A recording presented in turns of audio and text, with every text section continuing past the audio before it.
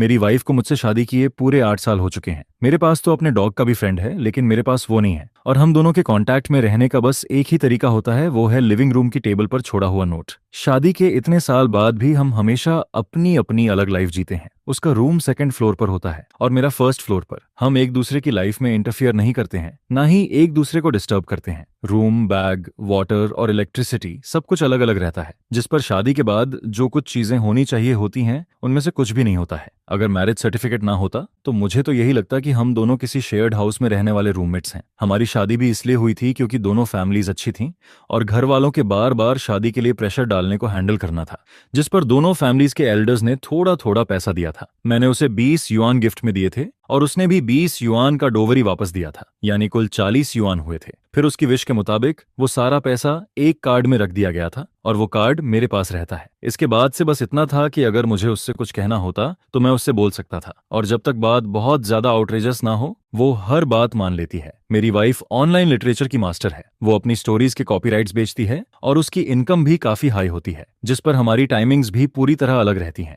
मैं दिन में काम पर जाता हूं तब वो सोना शुरू करती है, और जब मैं रात को सोने जाता हूं तब वो उठकर काम करना शुरू करती है, जिस पर पिछले कई सालों में हमने एक दूसरे से 10 वर्ड्स से भी कम बात की है। लेकिन आज पहली बार मुझे उम्मीद नहीं थी कि वो खुद मेरे सामने नीचे आएगी। यू क्वाइटली आज बहुत अलग तरीके से तैयार होकर नीचे आती है।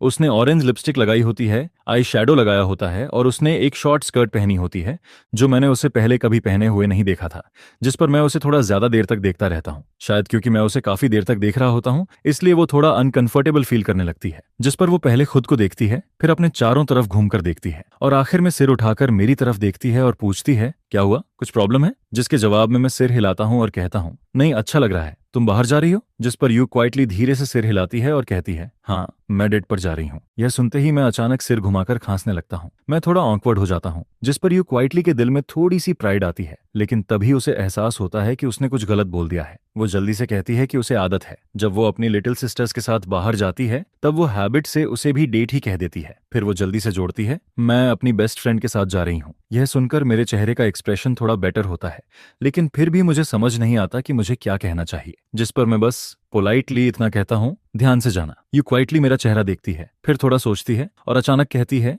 वो फीमेल बेस्ट फ्रेंड है, जिस पर वो फीमेल वर्ड पर खास जोर देती है, जैसे उसे खुद थोड़ा गिल्टी फील हो रहा हो, क्योंकि अगर फीमेल बेस्ट फ्रेंड है तो क्या उसके पास मेल बेस्ट फ्रेंड भी है? शायद यू क्वाइटली सोचती है कि मैं अपने दिल में यही सोच रहा हूँ, जिस पर वो दांत भींचकर फिर कहती है, मेरे पास कोई मेल बेस्ट फ्रेंड नहीं है, मेरे आसपास कोई मेल फ्रेंड भी नहीं है। लेकिन ये बोलने के बाद भी उसे और ज्यादा फील होने लगता है, जैसे उसने कोई चीटिंग की हो और फिर पकड़ी गई हो, जिस पर वो अपना सिर थपथपाती है और अपने दिल से इस गिल्ट को निकालने की कोशिश करती है। उसके आसपास कोई आदमी नहीं है, यहाँ तक कि एक भी ऑनफिशियल कांटेक्ट नहीं है, फिर भी उसे ऐसा गिल्टी क्यों फील हो रहा है, जिस पर उसे लगता है कि शायद मैंने उसकी बात को सीरियसली नहीं लिया, इसलिए वो खुद को और ज्यादा एक्सप्लेन करना चाहती है। लेकिन जितना वो एक्सप्लेन करती है उतना ही उसे लगता है कि वो बिल्कुल उस इंसान जैसी लग रही है जो चोरी करते हुए पकड़ा गया हो। फिर वो जल्दी से सीढ़ियों से नीचे आती है, मेरे सामने खड़ी हो जाती है और बहुत केयरफुली कहती है, लुचाओ, मैं सच में बस अपनी बेस्ट फ्रेंड के साथ बाहर जा रही हूँ। जिस पर मैं पूरी तरह कंफ्यूज हो जाता हूँ। अभी थोड़ी देर पहले तक सब कुछ ठीक था, फिर अचानक पलक झपकते ही उसके चेहरे पर ऐसा एक्सप्रेशन क्यों आ गया है जैसे वो दांत भींच रही हो। मैं अपने दिमाग में सोचता रहता हूँ कि आखिर मैंने इस लड़की को कब ऑफेंड कर दिया। ऐसा नहीं होना चाहिए था, मैंने तो उससे मुश्किल से कुछ वर्ड्स ही बोले थे।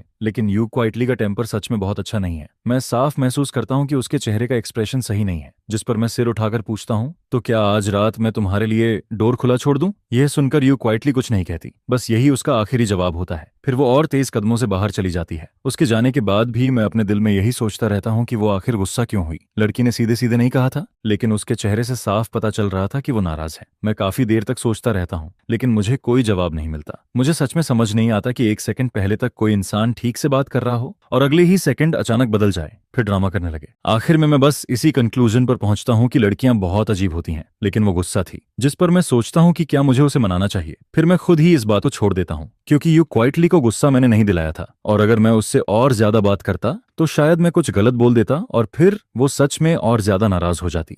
जिस पर मैं मेन डोर को बंद करता हूँ, लेकिन उसके लिए थोड़ा सा गैप छोड़ देता हूँ ताकि यू क्वाइटली वापस आए तो आसानी से अंदर आ सके। इसके बाद मैं उठकर शॉवर लेने चला जाता हूँ और फिर सो जाता हूँ। और फिर अगली सुबह जब मैं जल्दी उठता हूँ तो सबसे पहले देखता हूँ कि डोर बंद है, जिस पर मुझे पता चल जाता है कि यू क्वाइटली रात को वापस आ गई थी। फिर मैं सीढ़ियों की तरफ चलता हूँ और आदत से ऊपर सेकंड फ्लोर की तरफ देखता हूँ। वहां हमेशा की तरह पूरी शांति होती है, जिसे देखकर मेरे दिल में फिर वही इल्यूजन आने लगता है जैसे यू क्वाइटली कभी नीचे आई ही नहीं थी और ना ही बाहर गई थी। कल रात बाहर जाने के बाद इस टाइम तक यू क्वाइटली को सोना चाहिए था। मैं उसे डिस्टर्ब करने ऊपर नहीं गया, बस एक बार उसकी तरफ देखा और फिर किचन में ब्रेकफास्ट बनाने चला गया। आज भी मैंने ब्रेकफास्ट में सिर्फ एक बाउल नूडल्स और एक एग बनाया। फिर मैं डाइनिंग टेबल पर बैठकर धीरे धीरे खाने लगता हूँ। अभी भी वही एक्सपीडिशन के बाद वाला दिन चल रहा था। मैं सोचता हूँ कि आखिर मेरी शादी हो चुकी है तो ब्रेकफास्ट बनाना कोई बड़ी बात नहीं है। एक इंसान के लिए बनाऊं या दो के लिए, कोई खास फर्क नहीं पड़ता, इसलिए मैं दोनों के लिए बना देता हूं। लेकिन जब मैं ब्रेकफास्ट बनाकर यू क्वाइटली को बुलाने सेकंड फ्लोर पर जाने वाला था, तब मैं उसके रूम के अंदर जा ही नहीं पाया। अंदर से दरवाजा बंद था। मैं बाहर खड़े होकर डोर नॉक करता हूं, लेकिन यू क्वाइटली पता नहीं सच में सो रही थी या फिर फेक कर रही थी। कुल मिलाकर वो उठती नहीं है, जिस पर आखिर में मैं खुद ही 2 बाउल नूडल्स खा लेता हूँ। और सच कहूं, उस दिन मैं बहुत बिजी था, लेकिन फिर भी मैं उसके रूम के अंदर नहीं जा पाया, जिस पर मुझे ऐसा फील होने लगता है जैसे मैं खुद को ही बेवकूफ बना रहा हूं। इसलिए मैं डिसाइड करता हूं कि जब तक यू क्वाइटली खुद मुझे ऊपर आने के लिए नहीं कहेगी, तब तक मैं सेकंड फ्लोर पर नहीं जाऊंगा। फिर थोड़ा सोचने के बाद मुझे लगता है कि मैं शायद बहुत ज्यादा सोच रहा हूं, बहुत ज्यादा केयर कर रहा हूं। आखिर वो सिर्फ एक कोऑपरेटिव रूममेट ही तो है, उसके लिए इतना सैड फील करना भी कोई मतलब नहीं रखता। वैसे भी खाना तो अलग अलग ही खाया जाता है, हमारी लिविंग हैबिट्स भी अलग हैं, तो उसे डिस्टर्ब करने की कोई जरूरत नहीं है। जिस पर मैं अकेले ही नूडल्स खत्म करता हूँ, बर्तन धोता हूँ और फिर काम पर जाने के लिए बाहर निकल जाता हूँ। मैंने अपनी एक बुक स्टोर खोली हुई है, उसका नाम भी बहुत सिंपल है, लू चाओ लाइब्रेरी। उसकी मंथली इनकम भी बुरी नहीं है, हर महीने कई लाख तक आ जाते हैं। कम से कम मैं खुद को आराम से सपोर्ट कर सकता हूँ। इसके साथ ही मैंने बुक स्टोर के बगल में एक मिल्क टी शॉप भी खोली हुई है, जिसमें मैंने वैसे ही इन्वेस्टमेंट किया था। ज्यादातर लोग जो बुक स्टोर में आते हैं वो नेक्स्ट डोर जाकर एक कप मिल्क टी भी ले लेते हैं। मिल्क टी शॉप संभालने के लिए अलग आदमी है, इसलिए मुझे कुछ करने की जरूरत नहीं पड़ती। मैं बस हर दिन आराम से पैसे कलेक्ट करता हूँ। और बुक स्टोर के फ्रंट डेस्क पर मैंने अपने लिए एक रिक्लाइनर भी रखी हुई है। ज्यादातर टाइम मैं उसी चेयर पर लेटा रहता हूँ, मैगजीन पढ़ते हुए। फिर करीब दोपहर के टाइम मैं ऑलमोस्ट सोने ही वाला होता हूँ, तभी बाहर 2 लड़कियों की आवाज सुनाई देती है। एक लड़की कहती है, यू क्वाइटली, तुमने नहीं कहा था कि तुम्हारी बुक पब्लिश हो गई है? इस बार मैं फाइनली यहाँ आ ही गई। जिस पर मुझे लगता है कि शायद दूसरी लड़की ने यू क्वाइटली को मुक्का मारने जैसा पोज किया होगा,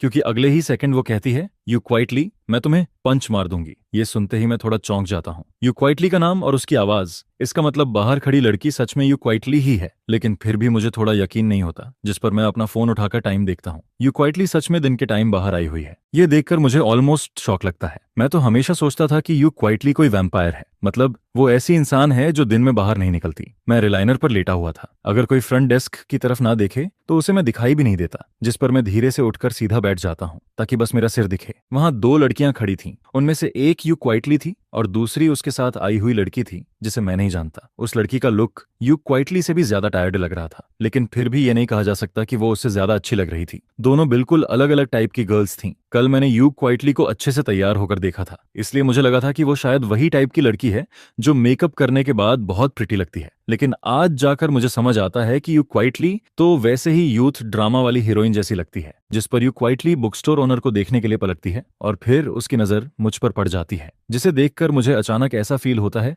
जैसे मैं चीटिंग करते हुए पकड़ा गया हूं। मैं उसे ऐसे क्यों देख रहा था? मेरी नजर उसे देखकर ऐसी लग रही थी जैसे मैं रात को उसे सीक्रेटली कॉल करता हूं। जिस पर यू क्वाइटली ऑलमोस्ट रिफ्लेक्स में अपने बगल वाली बेस्ट फ्रेंड की तरफ उंगली कर देती है। फिर उसके होंठ धीरे से हिलते हैं, जैसे वो कह रही हो, फीमेल फीमेल, जैसे वो मुझे फिर से बता रही हो कि ये लड़की ही उसकी फीमेल बेस्ट फ्रेंड है। लेकिन मैं सोचता हूँ, वो ये सब क्यों कह रही है? क्या वो मुझे किसी से मिलवाना चाहती है? लेकिन यू क्वाइटली इतनी जनरस नहीं हो सकती। अगर वो किसी लड़के के साथ बाहर जाती तो मुझे डेफिनेटली प्रॉब्लम होती, और मुझे पूरा यकीन है कि अगर मैं किसी और लड़की के साथ होता तो उसे भी प्रॉब्लम होती। और वैसे भी अगर मुझे किसी और लड़की को ढूंढना ही होता तो मैं पहले डिवोर्स ले सकता था, उसके बाद मैं कुछ भी करूं उससे किसी को फर्क नहीं पड़ता। इसके अलावा अगर यू क्वाइटली मुझे किसी से मिलवाना भी चाहती तो वो अपनी बेस्ट फ्रेंड से तो नहीं मिलवाती। तभी उसकी बेस्ट फ्रेंड उसे देखती है और कहती है, तुम ऐसे चुपचाप खड़ी होकर क्या कर रही हो? उसकी बेस्ट फ्रेंड नोटिस करती है कि यू क्वाइटली काफी देर से वहीं खड़ी है और हिल भी नहीं रही, जिस पर वो पीछे मुड़कर उसकी नजर फॉलो करती है और फिर वो देखती है कि यू क्वाइटली लगातार बुक स्टोर ओनर को देख रही है, जिस पर उसकी बेस्ट फ्रेंड थोड़ा कंफ्यूज्ड हो जाती है। वो सोचती है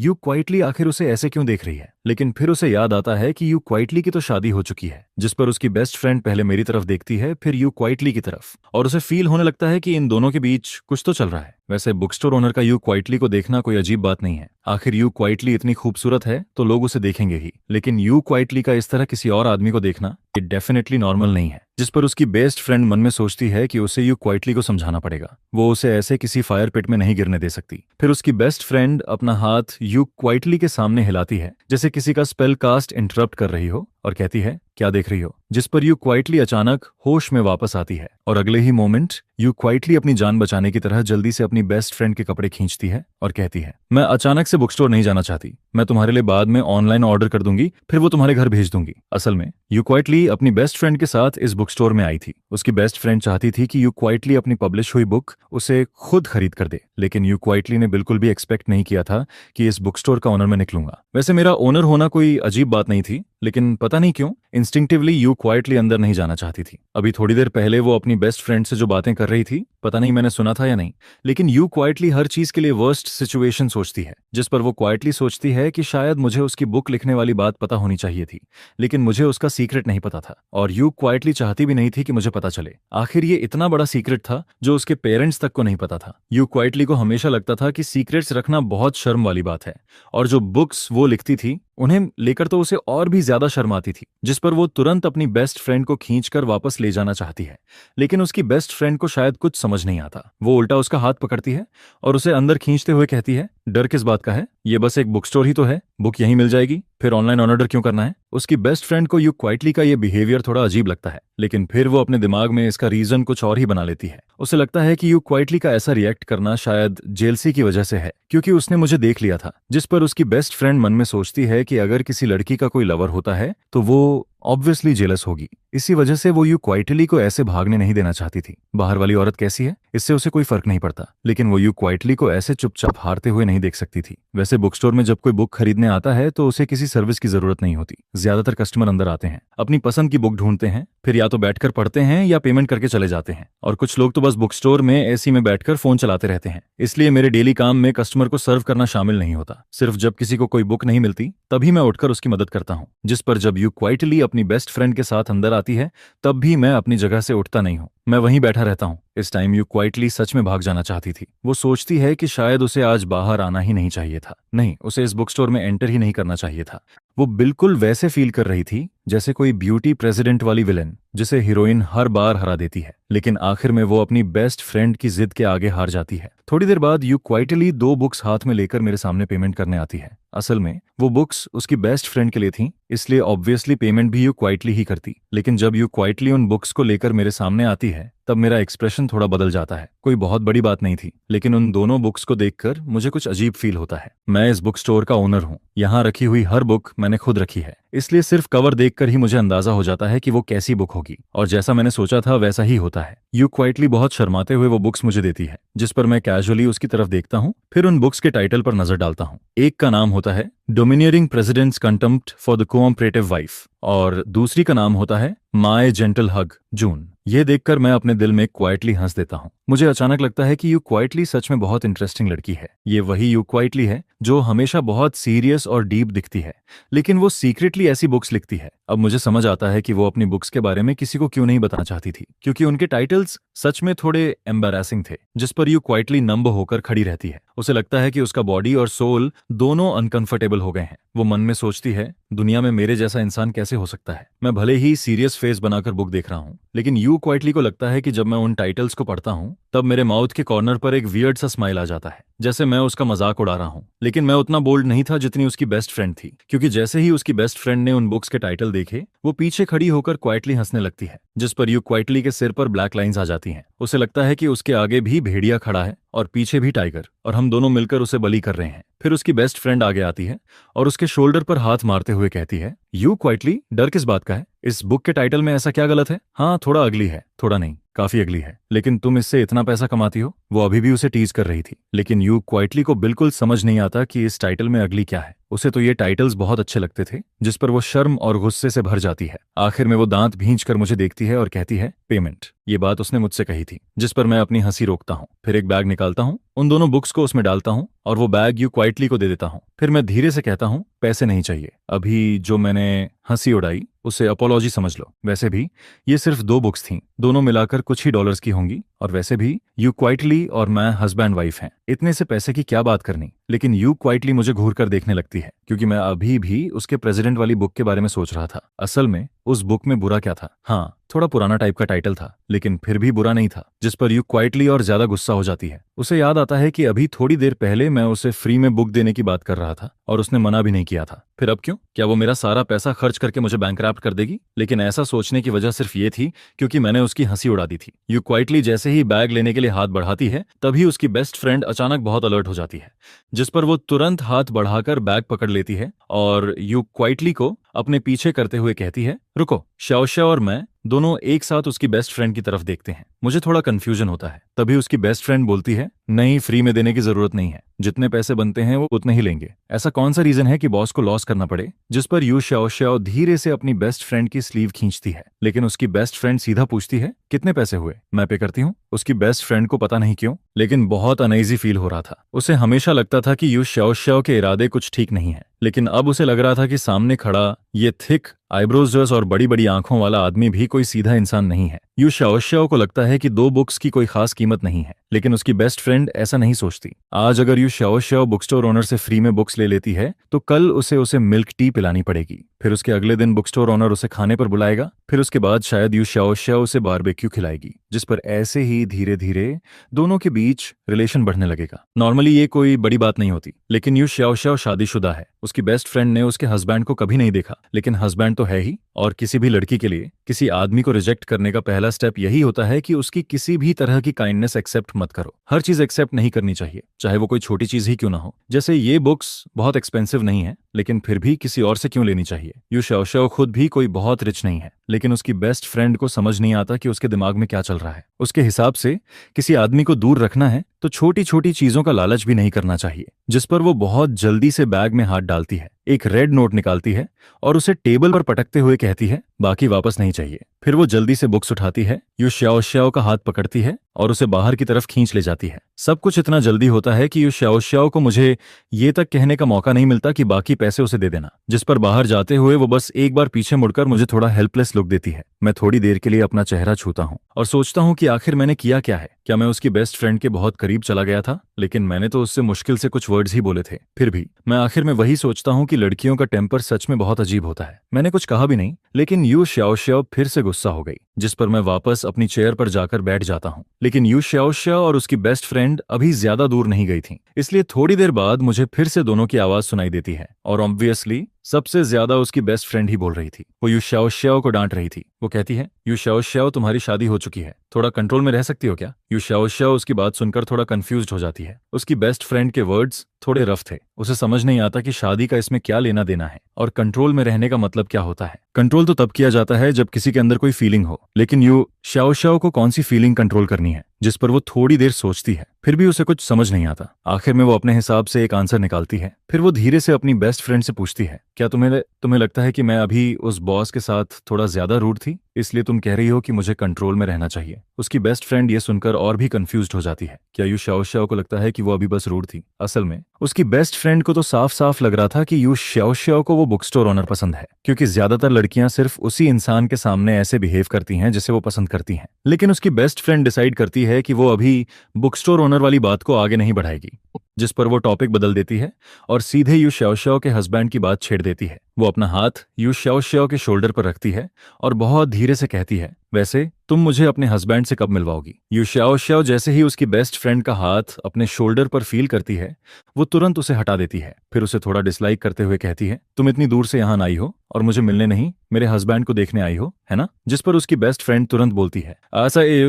ऐसा मत बोलो, मेरा ऑलरेडी फियांसेस है, मैं तुम्हारे हस्बैंड को देखकर क्या करूंगी? फिर वो हंसते हुए कहती है, मैं तो बस ये बोल रही हूँ कि मैं इतनी दूर से आई हूं, तो क्या तुम दोनों मुझे खाना भी नहीं खिलाओगे? ऐसा मत बोलना कि तुम मुझे एक मील तक नहीं खिला सकती। यह सुनते ही काफी देर से चुप यू शाओशाओ का दिमाग थोड़ा ब्लैंक हो जाता है। उसे फील होता है कि उसका चेहरा थोड़ा गर्म हो रहा है, क्योंकि अब उसे समझ नहीं आता कि वो आगे क्या जवाब दे। अगर वो मुझे साथ चलने के लिए बोलेगी और अपनी बेस्ट फ्रेंड के साथ खाने पर बुलाएगी तो शायद मैं मान जाऊंगा। ऑफ कोर्स उसकी बेस्ट फ्रेंड की वजह से नहीं, सिर्फ यू शाओशाओ की वजह से। आखिर अगर सामने वाला खुद इनवाइट करे और मैं ना जाऊं तो क्या यू शाओशाओ की इंसल्ट नहीं होगी? वैसे भी मैं अभी फ्री ही हूं, लेकिन फिर भी मैं थोड़ा नर्वस फील करता हूँ क्योंकि ये पहली बार होगा जब मैं किसी लड़की के साथ खाना खाने जाऊंगा और उस लड़की में यू क्वाइटली भी शामिल है, जिस पर मैं अपने दिमाग में सोचने लगता हूँ कि अगर हम साथ में खाने गए तो क्या मुझे यू श्याओ श्याओ की प्लेट में डिशेस डालनी चाहिए। बुक स्टोर से थोड़ा दूर आने के बाद भी उसकी बेस्ट फ्रेंड को लगता है कि यू क्वाइटली अभी भी नॉर्मल नहीं हुई है। यू क्वाइटली के हाथ में मिल्क टी थी लेकिन उसने उसे हार्डली पिया था। वो बस एक सिप लेती है, फिर उसे हाथ में पकड़े रहती है। स्ट्रॉ पर उसकी लिपस्टिक का निशान रह जाता है। ऑफ कोर्स यू क्वाइटली सच में बेहोश नहीं हुई थी। वो सिर्फ अपने दिमाग में बार बार यही सोच रही थी कि घर वापस जाने के बाद वो मेरा सामना कैसे करेगी। अभी जो मैंने उसे देखा था वो उसे बार बार याद आ रहा था। उसे फील होता है जैसे मेरी नजर ने उसे पूरी तरह पकड़ लिया हो, जिस पर वो मन में बार बार सोचती है, damn domineering president, damn evil concubine, मुझे ऐसी बुक्स लिखनी ही नहीं चाहिए थी। उस ट्री शॉप। यू चुपचाप अपने मन में सोचता है, जिस पर वो अंदर ही अंदर थोड़ा सल्क भी करता है और फिर अचानक से अपना हाथ उठाकर मिल्क टी की एक सिप लेता है, जिस पर उसकी गर्लफ्रेंड देखती है कि यू क्वाइटली कुछ बोल ही नहीं रहा है तो वो अपना हाथ उठाकर यू जिंग के सिर पर हल्का सा नॉक कर देती है और कहती है, क्या सोच रहे हो यू क्वाइटली, मैं तुम्हें बता रही हूँ उसके बारे में मत सोचो। जिस पर यू क्वाइटली अपना सिर पकड़ लेता है, अपना चेहरा नीचे छुपाता है और फिर कहता है, अगली बार मारना हो तो थोड़ा धीरे मारना। यह सुनकर उसकी गर्लफ्रेंड अचानक से यू क्वाइटली की तरफ देखती है, जिस पर यू क्वाइटली एक हाथ से उसकी फेस को थोड़ा दूर पुश कर देता है और कहता है, ये क्या कर रही हो, मैं एक हैजर्डरी फादर हूँ, मेरे इतना क्लोज मत आओ, जाओ अपने फियांसे को ढूंढो। जिस पर अचानक उसकी गर्लफ्रेंड को जैसे कुछ याद आता है। वो तुरंत सीधी होकर खड़ी हो जाती है, अपने हाथ फोल्ड करती है, यू क्वाइटली को देखती है और फिर साई करते हुए कहती है,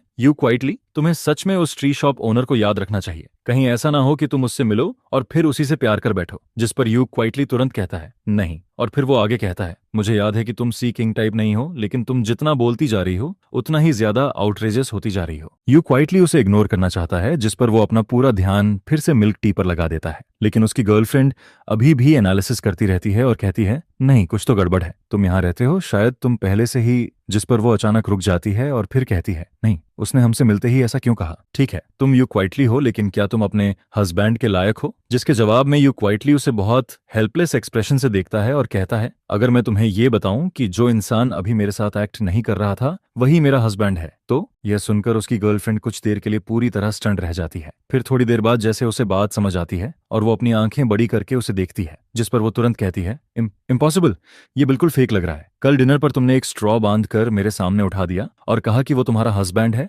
असल में अपनी शादी के बारे में यू क्वाइटली के पास छुपाने जैसा कुछ नहीं था। उसने पहले अपनी गर्लफ्रेंड को नहीं बताया था, लेकिन वो जानबूझकर नहीं छुपा रहा था। बस उसकी गर्लफ्रेंड के पास उसकी कोई फोटो नहीं थी। हालांकि शादी होना नॉर्मल बात है, लेकिन यू क्वाइटली कभी किसी को अपनी मैरिड लाइफ की फोटो दिखाना नहीं चाहता था। और फिर बात कल के डिनर पर आ जाती है, जिस पर यू क्वाइटली तुरंत कहता है, कल का डिनर तुम ही पे करोगी, तुम अभी भी मुझे डांट रही हो और कह रही हो कि मैं सीक्रेटली तुमसे कांटेक्ट करता हूं। जिस पर उसकी गर्लफ्रेंड कहती है, ठीक है, अगर खर्च नहीं करना तो मत करो, वो बहुत गरीब है, ओके। तुम दोनों ऑनेस्टली कभी मिले जुले भी नहीं हो। यह कहकर उसकी गर्लफ्रेंड फिर से आंखें रोल करती है और कैजुअली पूछती है, अच्छा छोड़ो, ये बताओ तुम अपने हस्बैंड को कब डिवोर्स देने वाली हो। ये सुनते ही यू क्वाइटली ऐसे रिएक्ट करता है जैसे किसी ने उसकी टेल पर पैर रख दिया हो। वो तुरंत घबराकर कहता है, किसने कहा कि मैं डिवोर्स लेने वाला हूं। जिस पर उसकी गर्लफ्रेंड को यू जिंग का रिएक्शन थोड़ा फनी लगता है। वो लगभग समझ चुकी होती है कि यू क्वाइटली क्या सोच रहा है, लेकिन अभी वो बस उसे टीज करना चाहती है। जिस पर उसकी बेस्ट फ्रेंड फिर से कहती है, अरे अभी तुम खुद नहीं कह रही थी कि तुम्हें वो पसंद नहीं है। जिस पर यू क्वाइटली कुछ देर चुप रहता है और फिर धीरे से कहता है, हालांकि मुझे लू चाओ पसंद नहीं है, लेकिन मैं उससे नफरत भी नहीं करता। हम इतने सालों से साथ हैं। सच कहूं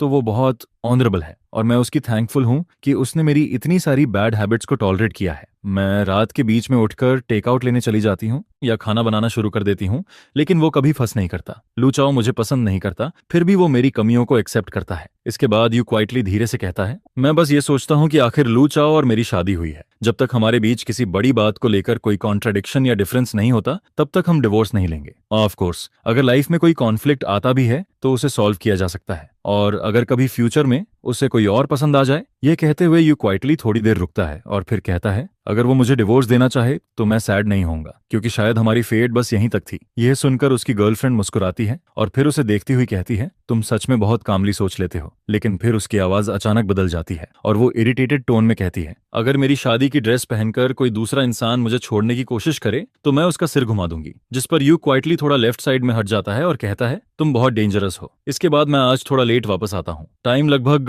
7 या 8 बजे जैसा लग रहा होता है। मुझे लगा था कि यू क्वाइटली इतनी जल्दी वापस नहीं आएगा क्योंकि वो अपनी बेस्ट फ्रेंड के साथ था, लेकिन जब मैं वापस आता हूँ तब तक ऑफिशियली डिनर का टाइम हो चुका होता है। फिर भी मैं थोड़ा सरप्राइज्ड होता हूँ क्योंकि यू क्वाइटली अपने घोस्टली सीक्रेट के साथ खाना नहीं खा रहा होता है, जिस पर यू क्वाइटली दरवाजा खुलने और बंद होने की आवाज सेट सुनता है। वो सबकॉन्शियसली ऊपर देखता है, फिर मेरी तरफ आता है और मुझे हेलो बोलता है, गुड मॉर्निंग। यह बोलते ही उसे एहसास होता है कि उसने गलत बोल दिया, जिस पर वो थोड़ा ऑकवर्ड हो जाता है क्योंकि इस टाइम पर गुड मॉर्निंग कहना क्लियरली सही नहीं था। यू क्वाइटली जैसे कुछ कहना चाहता है लेकिन उसे थोड़ा ऑकवर्ड फील होता है, जिस पर वो फिर से अपना सिर नीचे कर लेता है। फिर जैसे उसे अचानक कुछ याद आता है, वो फिर से ऊपर देखता है और मुझसे पूछता है, क्या तुम खाना खाओगे? यह सुनकर मुझे सब कुछ बहुत स्ट्रेंज लगने लगता है। यू क्वाइटली मुझे डिनर के लिए इनवाइट कर रहा है और इस टाइम पर मैं जवाब देने की हिम्मत नहीं करता क्योंकि जब दुनिया इतनी अबनॉर्मल लगे तो जरूर कुछ ना कुछ गड़बड़ होती है। मुझे अभी भी याद है कि आज दोपहर यू क्वाइटली ने मुझे एक अजीब नजर से देखा था, जिस पर मैं सोचने लगता हूँ क्या उस लुक का मतलब ये था कि जब मैं घर वापस आऊंगा तब वो मेरा हिसाब करेगा। मैं दोपहर की बात याद करता हूँ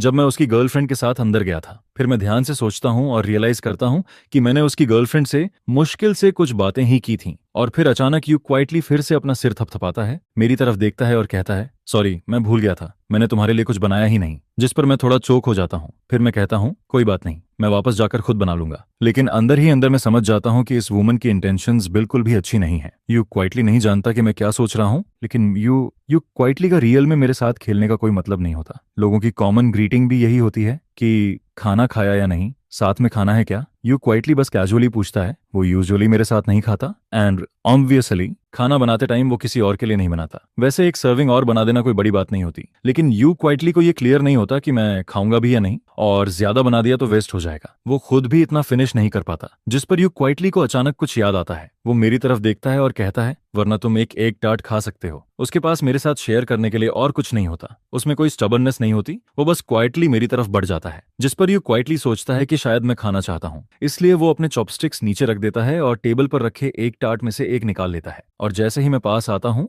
यू क्वाइटली वो एक टार्ट निकाल कर मेरी तरफ बढ़ा देता है, जिस पर वो खुद वहीं बैठा रहता है और मैं खड़ा रहता हूँ। हमारी करंट हाइट ऐसी होती है कि यू क्वाइटली को मुझे एक टार्ट देने के लिए उसी पोजीशन में रहना पड़ता है। मैं पहली बार में उसे नहीं लेता, बल्कि पहले यू क्वाइटली की तरफ देखता हूँ। उसके होंठ के कोने पर थोड़ा ऑयल लगा होता है, शायद अभी जो उसने चिकन लेग खाया था उसी से लग गया था। और यू क्वाइटली जो नूडल्स खा रहा होता है वो भी काफी रिच होते हैं। उनमें एक फ्राइड एग होता है, ऊपर एक बड़ा चिकन लेग रखा होता है, सामने 3 एक टार्ट पड़े होते हैं और लेफ्ट साइड में 1 कप मिल्क टी भी रखा होता है। और यू क्वाइटली के हाथ में भी एक एक टार्ट होता है, जिस पर मैं हल्का सा स्माइल करता हूँ और फिर अपना वॉलेट निकालता हूँ। मैं उसे वो पैसे वापस देने वाला होता हूँ जो उसकी गर्लफ्रेंड ने आज दोपहर उसे बुक्स खरीदने के लिए दिए थे, जिस पर यू क्वाइटली मुझे देखकर थोड़ा कंफ्यूज्ड हो जाता है। मैं कहता हूँ, ये वही पैसे हैं जो तुम्हारी फ्रेंड ने दोपहर में तुम्हें बुक्स खरीदने के लिए दिए थे। जिस पर यू क्वाइटली कहता है, लेकिन तुमने तो कहा था कि ये मुझे दे रहे हो। फिर वो थोड़ा रुकता है और कहता है, उसने कहा था कि मुझे पैसे देना, तुम्हारे पैसे के बारे में बात नहीं की थी। उसकी बेस्ट फ्रेंड नहीं चाहती थी कि यू क्वाइटली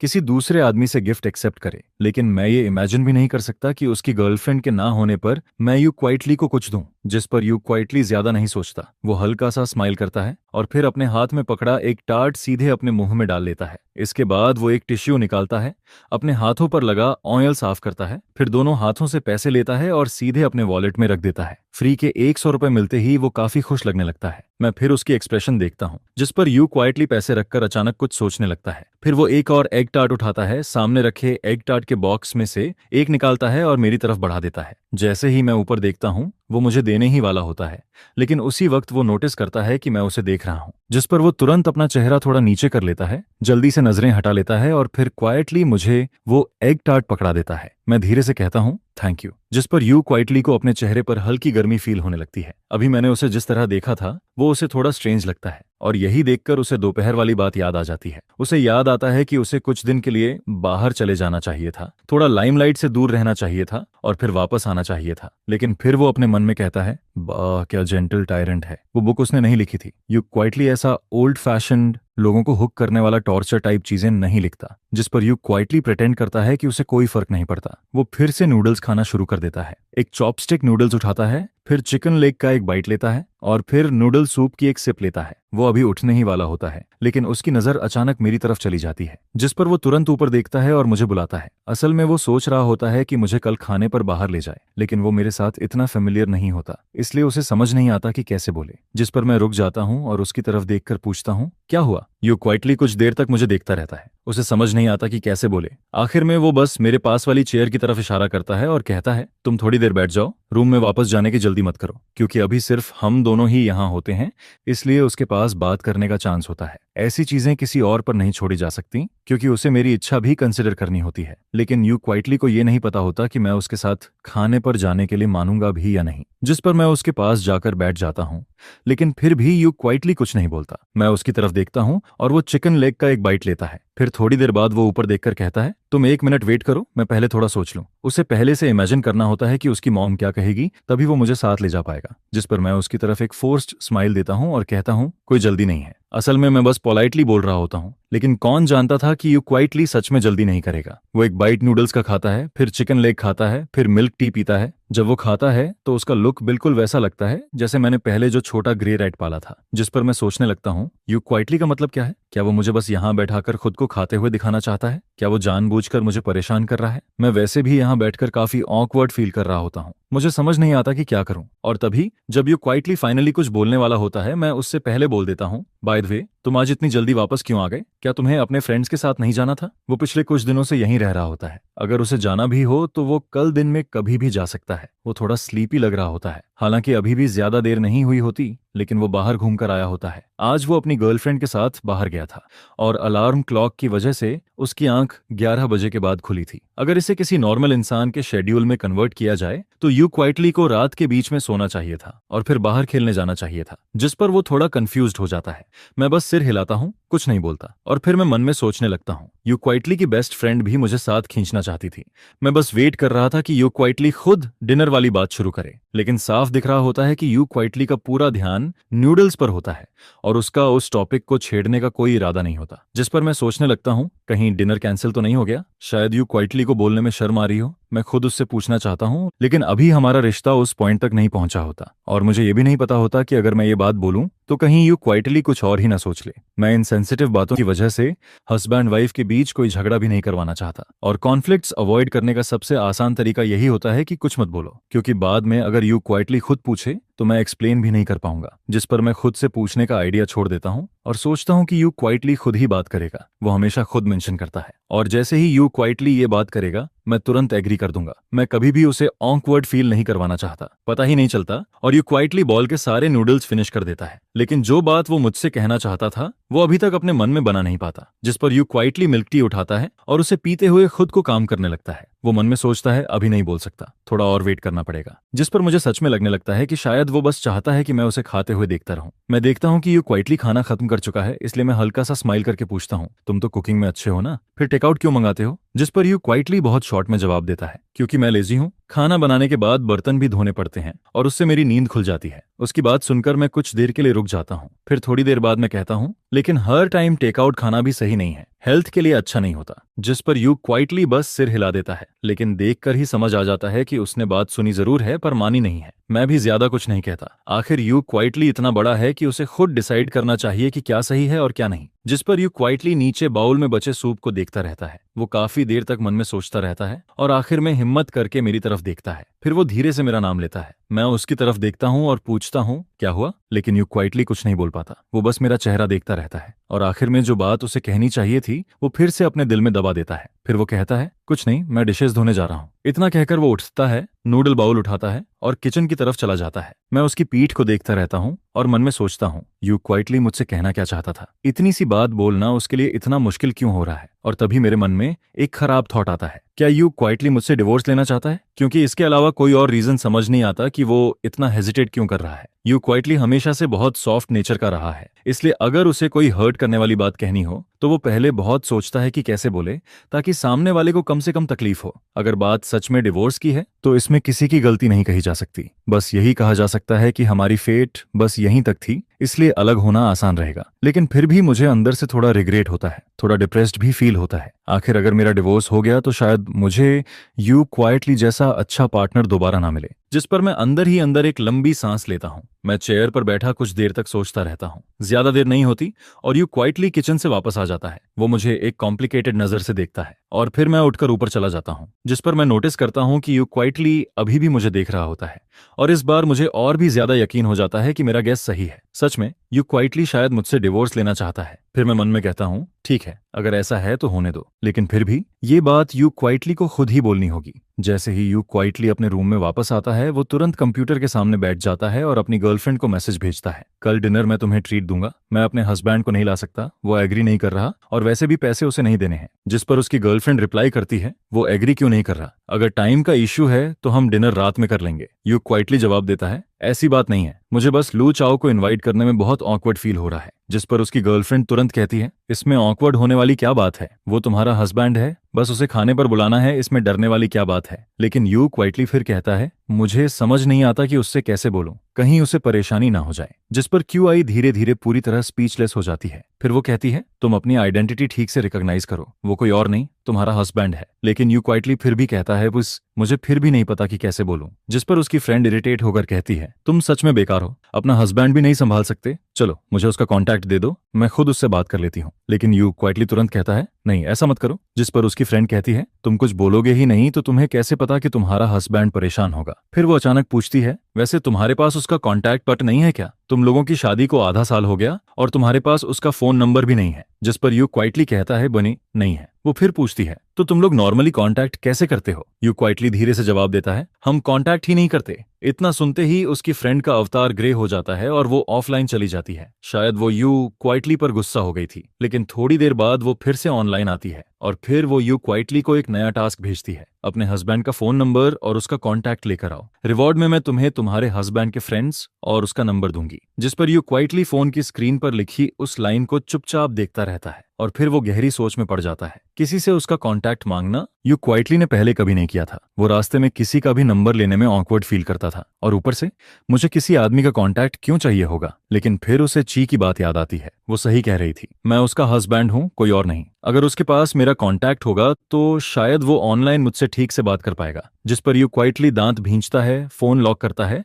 और फोन लेकर नीचे चला जाता है। वो मुझे ढूंढना चाहता है। अभी भी ज्यादा रात नहीं हुई होती, इसलिए मैं सोया नहीं होऊंगा। यू क्वाइटली मेरे रूम के बाहर पहुंचता है। डोर पूरी तरह बंद होता है और कमरे की साउंड प्रूफिंग भी काफी अच्छी होती है। जब तक अंदर ज्यादा आवाज ना हो, बाहर वाले को कुछ सुनाई नहीं देता। जिस पर यू क्वाइटली धीरे से डोर नॉक करता है, गला साफ करता है और कहता है, लुचाओ तुम सो गए क्या? अगर मैं सच में सो गया होता तो शायद उसकी इस आवाज से भी नहीं उठता। इसलिए यू क्वाइटली दोबारा नॉक करने ही वाला होता है, तभी अंदर से मेरी आवाज आती है, एक मिनट मैं अभी आता हूँ। असल में मैं सोया नहीं होता। इतनी जल्दी सोना आजकल के लोगों के हिसाब से थोड़ा वियर्ड लगता है। हालांकि मेरी एक्टिंग यू क्वाइटली जितनी ज्यादा नहीं होती, लेकिन मैं भी यूजुअली 11 या 12 बजे के बाद ही सोता हूँ। मैं बस ये सोच रहा होता हूँ कि यू क्वाइटली आखिर मुझे ढूंढने आ ही गया, अब जो होना है वो होगा। जिस पर यू क्वाइटली कहता है, तो मैं लिविंग रूम में वेट करता हूँ, तुम वहीं आ जाना। इतना कहकर वो हाथ नीचे करता है, मुड़ता है और लिविंग रूम की तरफ चला जाता है। थोड़ी देर बाद मैं कपड़े बदलकर रूम से बाहर आता हूँ। डोर पर खड़े होकर मैं देखता हूँ कि वो लड़की सोफा पर बहुत सीधी होकर बैठी होती है। वो बिल्कुल सीधे बैठी होती है,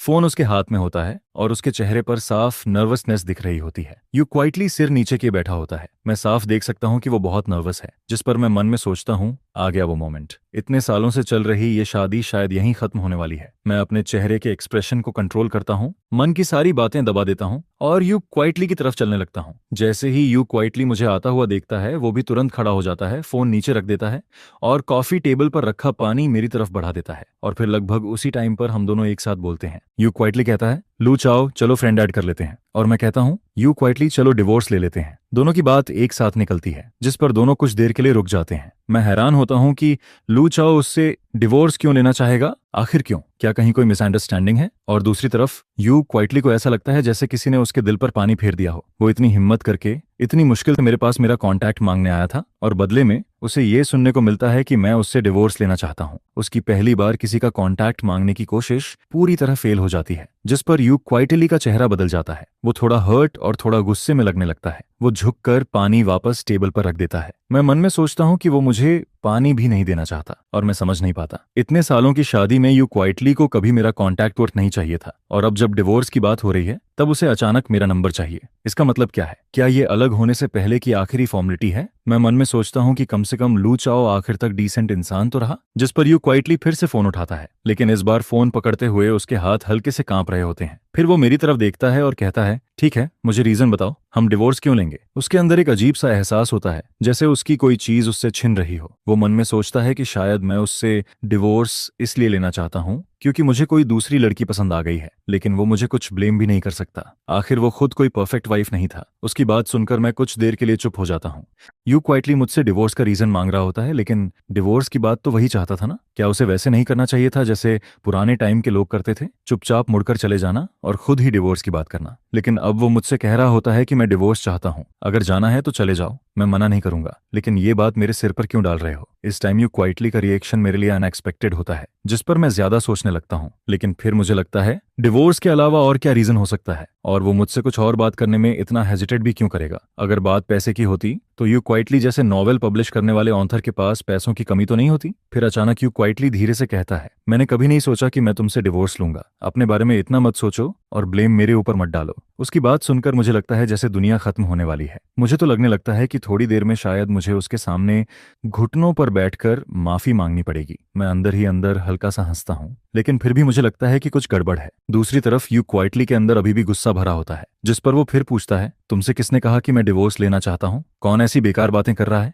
और जो इंसान डिवोर्स लेना चाहता है वो क्या ऐसा दिखता है? जैसे ही यू क्वाइटली ये कहता है, मैं तुरंत सिर नीचे कर लेता हूँ। मेरा रिएक्शन इतना फास्ट होता है कि यू क्वाइटली भी सरप्राइज हो जाता है। मैं जल्दी से कहता हूँ, नहीं, तुम्हारी वजह से नहीं, मेरी गलती थी। मैं सीधा अपनी गलती मान लेता हूँ, जिस पर यू क्वाइटली कुछ देर के लिए स्पीलेस हो जाता है। असल में वो मुझे थोड़ा डांटना चाहता था, लेकिन फिर उसे लगता है कि अभी हमारा रिश्ता इतना क्लोज नहीं है कि वो ऐसा करे, और फिर उसे और ज्यादा गुस्सा आने लगता है। लेकिन मैं इतनी जल्दी गलती मान लेता हूँ कि उसका सारा गुस्सा वहीं रुक जाता है, जैसे मैंने पहले ही तेज नाइफ से उसका अटैक रोक दिया हो। जब मैं देखता हूँ कि उसका चेहरा थोड़ा नॉर्मल हुआ है, तो मैं जल्दी से एक्सप्लेन करता हूँ, तुम पहले मुझसे कुछ कहना चाहते थे, लेकिन तुम इतने ऑकवर्ड लग रहे थे, इसलिए तुम्हें लगा था कि मैं तुमसे डिवोर्स लेने वाला हूँ। लेकिन अभी तक भी मुझे समझ नहीं आता है कि यू क्वाइटली आखिर मुझसे क्या कहना चाहता है। जिस पर यू क्वाइटली चुपचाप अभी अभी डाला हुआ पानी का एक सिप लेता है ताकि अपने शौक को दबा सके, और साथ ही साथ यू क्वाइटली ये भी सोच रहा होता है कि उसे आगे क्या कहना चाहिए, क्योंकि यू क्वाइटली को लगता है कि अगर वो बहुत ज्यादा फियरस हो गया तो मैं डर जाऊंगी, और अगर वो बहुत सॉफ्ट हो गया तो मुझे लगेगा कि उसे आसानी से मनाया जा सकता है,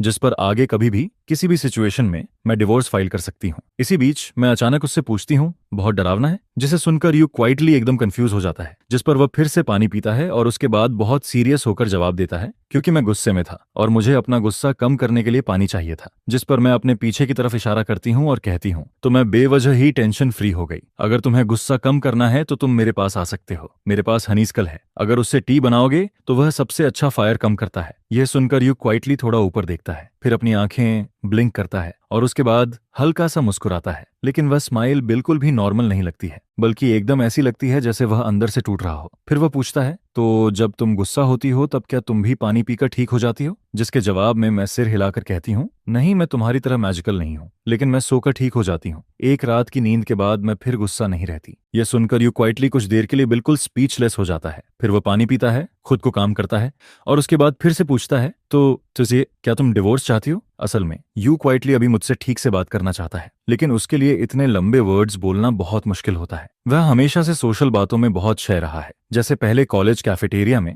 अगर उसके राइस में कुछ गंदा निकल आता था या कुछ कम होता था तो यू क्वाइटली कभी जाकर कंप्लेन नहीं करता था। वह या तो चुपचाप राइस फेंक देता था या फिर वैसे ही खा लेता था, और कभी कभी बहुत देर बाद मुझे पता चलता था, जिस पर मैं यू क्वाइटली को साथ लेकर स्टोर वाले से बात करने जाती थी। धीरे धीरे यू क्वाइटली को बहुत प्रोटेक्ट किया गया था। लोगों से जुड़ी हुई सारी मुश्किल बातें उसके लिए हमेशा किसी और ने संभाली थी, जिस पर अब यू क्वाइटली कहना चाहता है कि वह असल में बात करना चाहता है। अगर मैं सच में उससे डिवोर्स लेना चाहती हूँ तो वह मुझे रोकेगा नहीं, क्योंकि पिछले 6 महीनों में शादी के बाद से मैंने भी बहुत कुछ सहा था। एक तरफ मैं एक नॉर्मल मैरिज को निभा रही थी और दूसरी तरफ मैं अभी भी अपनी लॉयल्टी को बचाए हुए थी। लेकिन ये सारी बातें यू क्वाइटली के लिए बोलना बहुत मुश्किल होता है। उसे लगता है कि ऐसे थॉटफुल वर्ड्स उसके मुंह से निकलते ही नहीं है, ठीक वैसे ही जैसे वह कभी प्यार भरी बातें नहीं कह पाता है। इसलिए आखिर में वह सिर्फ इतना ही पूछता है, तो क्या तुम डिवोर्स चाहती हो? जिस पर मैं ड्राई लाफ करती हूँ और कहती हूँ, और मैं ऑफ कोर्स नहीं, मैं जाना नहीं चाहती। अगर मेरा डिवोर्स हो गया तो मेरा फैमिली फिर से मुझे फोर्स करेगा, और अगली लड़की जिससे मेरी फैमिली मुझे मिलवाएगी वह शायद यू क्वाइटली से बेटर भी ना हो। और वैसे भी मुझे शादी पर इतना भरोसा नहीं है। अगर 2 लोग एक दूसरे के साथ समहाउ एडजस्ट कर लें तो वही काफी है। इसके बाद मैं आगे कहती हूँ, लेकिन हमें दुनिया के एंड जैसा बिहेव करने की जरूरत नहीं है, हम बस सोल्जर्स की तरह पास रह सकते हैं। जिस पर मैं पूरा चॉइस यू क्वाइटली के हाथ में छोड़ देती हूँ। अगर यू क्वाइटली कहे कि वह साथ रहना चाहता है तो हम साथ रहेंगे, और अगर वह कहे कि उसे जाना है तो फिर हम अलग हो जाएंगे। मैं हुआगुओ माउंटेन वापस चली जाऊंगी और यू क्वाइटली वापस ल्यूशाहे चला जाएगा, और उसके बाद हम हमेशा के लिए अलग हो जाएंगे। यह सुनकर यू क्वाइटली के सिर में दर्द होने लगता है, क्योंकि वह समझ ही नहीं पाता कि मैं आखिर चाहती क्या हूं। उसे कैसे पता चले कि कौन सा आंसर मुझे खुश करेगा। अगर उसने कुछ ऐसा कह दिया जो मैं सुनना नहीं चाहती, तो क्या मैं दुखी नहीं हो जाऊंगी? और यू क्वाइटली कभी भी ऐसा इंसान नहीं रहा जो खुद के लिए किसी दूसरे को हर्ट करे। जिस पर यू क्वाइटली फिर से चुप हो जाता है, वह कुछ भी नहीं कहता है।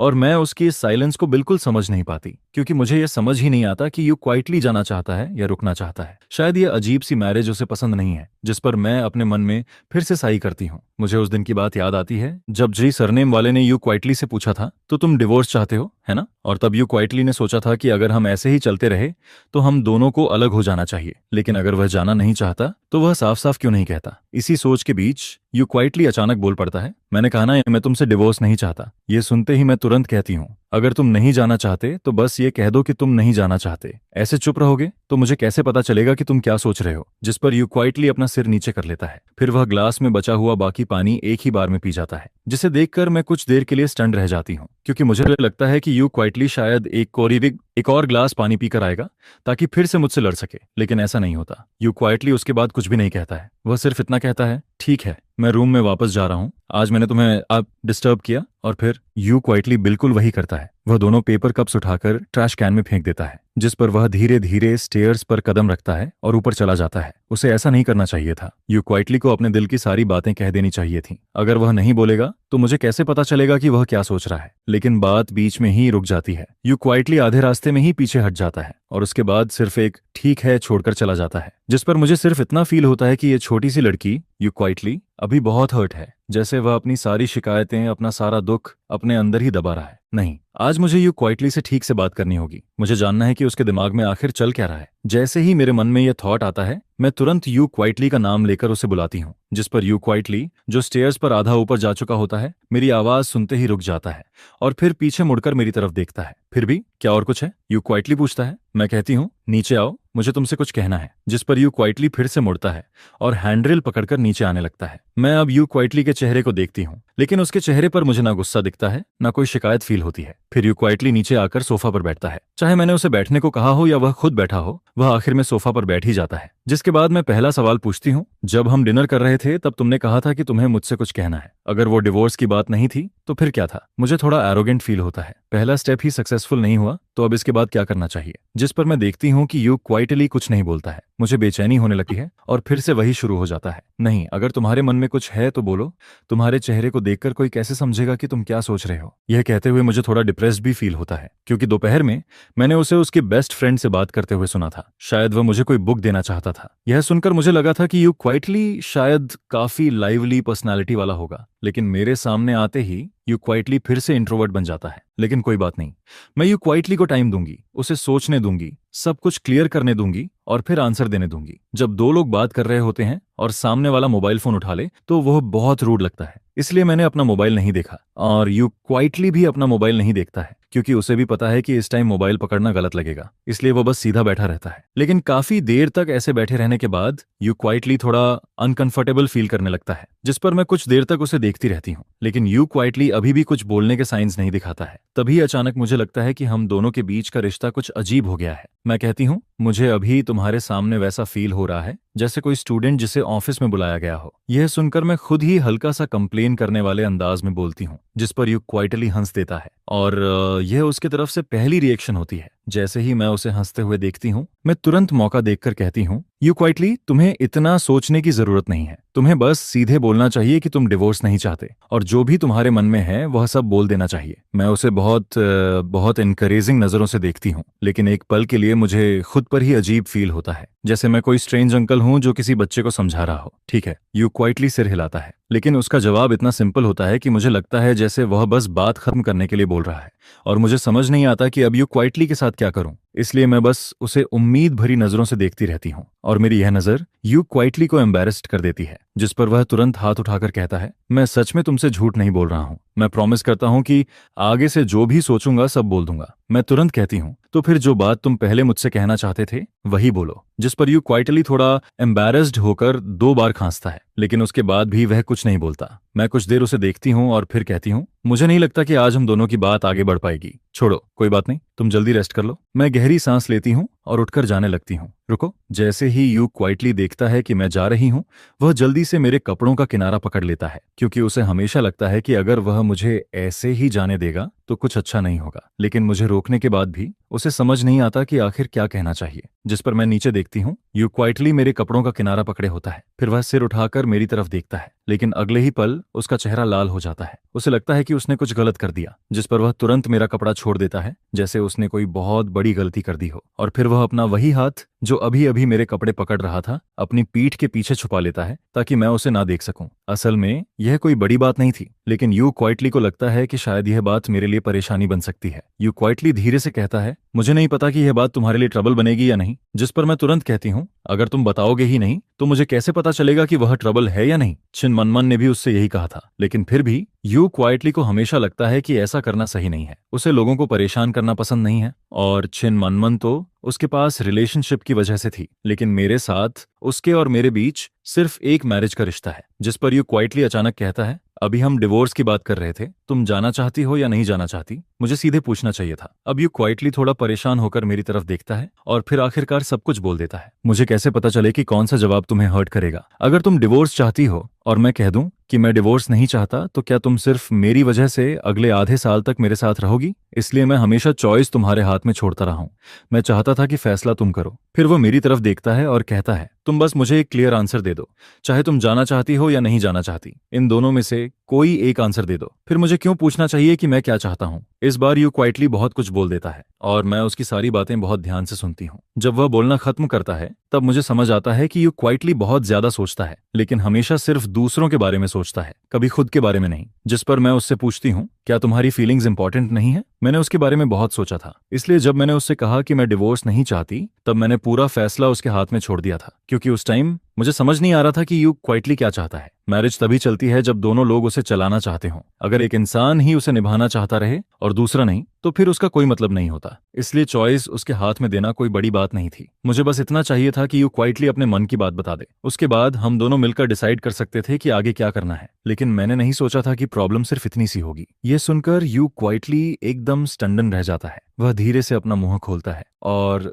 ऑफ कोर्स मेरे थॉट्स इंपॉर्टेंट हैं, लेकिन मैं इंपॉर्टेंट हूँ, फिर भी मैं पहले तुम्हारे थॉट्स की फिक्र करता हूँ। ये मैरिज आगे चल सकती है या नहीं? क्या उसका फैसला सिर्फ मैं कर सकता हूँ? मैं यू क्वाइटली को देखती हूँ और फिर कहती हूँ, लेकिन तुमसे पहले मैं पहले ही बोल चुकी हूँ कि मैं डिवोर्स नहीं चाहती। यह सुनकर यू क्वाइटली फिर से स्टंड रह जाता है। वह काफी देर तक चुप रहता है और फिर धीरे से कहता है, फिर मुझे कैसे पता चले कि तुम जो कह रही हो वो सच है? क्या पता तुम भी उन लोगों जैसी हो जो कुछ और सोचते हैं और कुछ और बोलते हैं। यह सुनकर मैं एकदम स्पीचलेस हो जाती हूँ। यू क्वाइटली जैसा इंसान बहुत ज्यादा सोचता है। मैं जो सोचती हूँ वही ऑनेस्टली बोल देती हूँ, लेकिन यू क्वाइटली अगर खुद कुछ बोलेगा ही नहीं, तो मुझे कैसे पता चलेगा कि उसके मन में क्या चल रहा है? मैं कुछ देर चुप रहती हूँ और फिर उससे पूछती हूँ, क्या तुम बाहर बाकी लोगों के लिए भी इतना सोचते हो? कैसे हो सकता है? यू क्वाइटली तुरंत मना कर देता है, लेकिन फिर वह खुद ही सोचने लगता है। फैमिली, रिलेटिव्स और फ्रेंड्स को छोड़कर बस स्लोली ही है, लेकिन उसका भी अलग है। मेरा स्लोली के साथ अच्छा रिलेशन है, इसलिए उसके साथ ये सब मैटर नहीं करता, और बाकी लोग, उनका मुझसे कोई लेना देना नहीं है। यू क्वाइटली थोड़ा हिलता है और फिर कहता है, मैं अपने रिलेशन की वजह से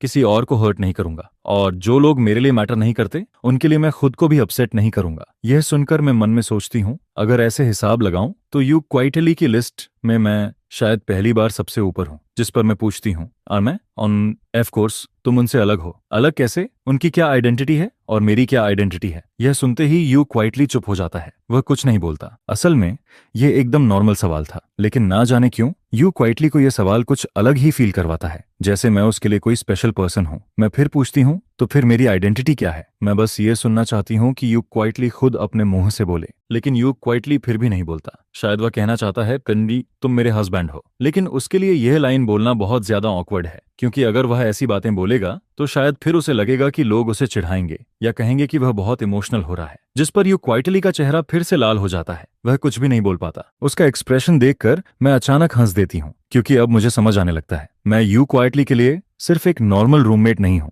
जो बस उसी घर में रहता है। हालांकि मेरे मन में यू क्वाइटली के लिए वैसे फीलिंग्स नहीं है, लेकिन फिर भी मेरे दिल में थोड़ा अच्छा फील होता है, बिल्कुल वैसे जैसे स्कूल के टाइम कोई लड़की मुझे पसंद करती थी। भले ही मैं उससे बात ना करता हूँ, लेकिन फिर भी अंदर से थोड़ा खुश फील होता है। और अब मुझे समझ आता है कि यू क्वाइटली मुझे अपने दिल में हस्बैंड मानता है, लेकिन कुछ चीज़ों में वह मुझे हस्बैंड की तरह ट्रीट नहीं करता। जैसे उसके मन में राइट्स और रिस्पॉन्सिबिलिटी बराबर नहीं है। उदाहरण के लिए, यू क्वाइटली को हमेशा डर लगता है कि वह मुझे ट्रबल देगा। उसके मन में वह खुद मुझसे कुछ एक्सपेक्ट कर सकता है, लेकिन मुझे उससे कुछ एक्सपेक्ट नहीं करना चाहिए। यह सोचकर मुझे यू क्वाइटली के बारे में एक नई बात समझ आती है। वह बहुत जेंटल है, इतना जेंटल कि कभी कभी जरूरत से ज्यादा। अगर मैं उसकी जगह होता तो मैं इतना नहीं सोचता। जिस पर मैं हिम्मत करके धीरे से यू क्वाइटली के चेहरे को छूती हूँ। यू क्वाइटली पीछे नहीं हटता, वह बस अपनी आंखें उठाकर मेरी तरफ देखता है। उसकी आंखें बिल्कुल पानी जैसी लग रही होती हैं, जैसे उनमें पूरी ऑटम छिपी हुई हो। मैं उसके माथे के सामने आए हुए बाल हटाती हूँ और फिर कहती हूँ, अगर तुम्हें पता है कि मैं तुम्हारा हस्बैंड हूं, तो तुम्हें यह भी पता होना चाहिए कि छोटी छोटी बातों में तुम मुझ पर डिपेंड कर सकते हो। तुम्हें मुझे यह मौका देना होगा। अगर तुम मुझे बताओगे तभी मुझे पता चलेगा कि कौन सी बात तुम्हारे लिए बड़ी है और कौन सी नहीं। फिर मैं उसे देखती हूँ और कहती हूँ, जैसे अगर तुम्हें मेरा वीचैट चाहिए तो तुम सीधे बोल सकते हो। मैं यू क्वाइटली को देखती हूँ, जिस पर यू क्वाइटली धीरे से मेरा चेहरा छूता है। शायद उसे लगता है कि मेरे चेहरे पर कुछ लगा हुआ है, लेकिन उसके कुछ बोलने से पहले मैं पहले बोल देती हूँ, तुम्हारी नजर में वीचैट मांगना बहुत बड़ी बात है? मैं बहुत कंफ्यूजन में पूछती हूँ और यू क्वाइटली भी उतनी ही कंफ्यूजन में जवाब देता है, क्या नहीं है? आखिर में मैं हेल्पलेस होकर सिर हिला देती हूँ। फिर मैं सीधे यू क्वाइटली का मोबाइल लेती हूँ और उसमें अपना नंबर सेव कर देती हूँ। यू क्वाइटली कुछ पल के लिए रुक जाता है और फिर पूछता है, तो क्या तुम अक्सर लड़कियों से उनका वीचैट मांगते हो? यह सुनकर मैं फिर से कंफ्यूज्ड हो जाती हूँ। यू क्वाइटली का ब्रेन आखिर चलता कैसे है? मैं कुछ नहीं बोलती, जिस पर यू क्वाइटली को अचानक एहसास होता है कि उसका सवाल थोड़ा अजीब था, इसलिए वह जल्दी से कहता है, मैं बस पूछ रहा था, अगर तुम सच में किसी से बात करना चाहते हो तो तुम सीधे बोल सकते हो, हम नॉर्मली बात कर सकते हैं।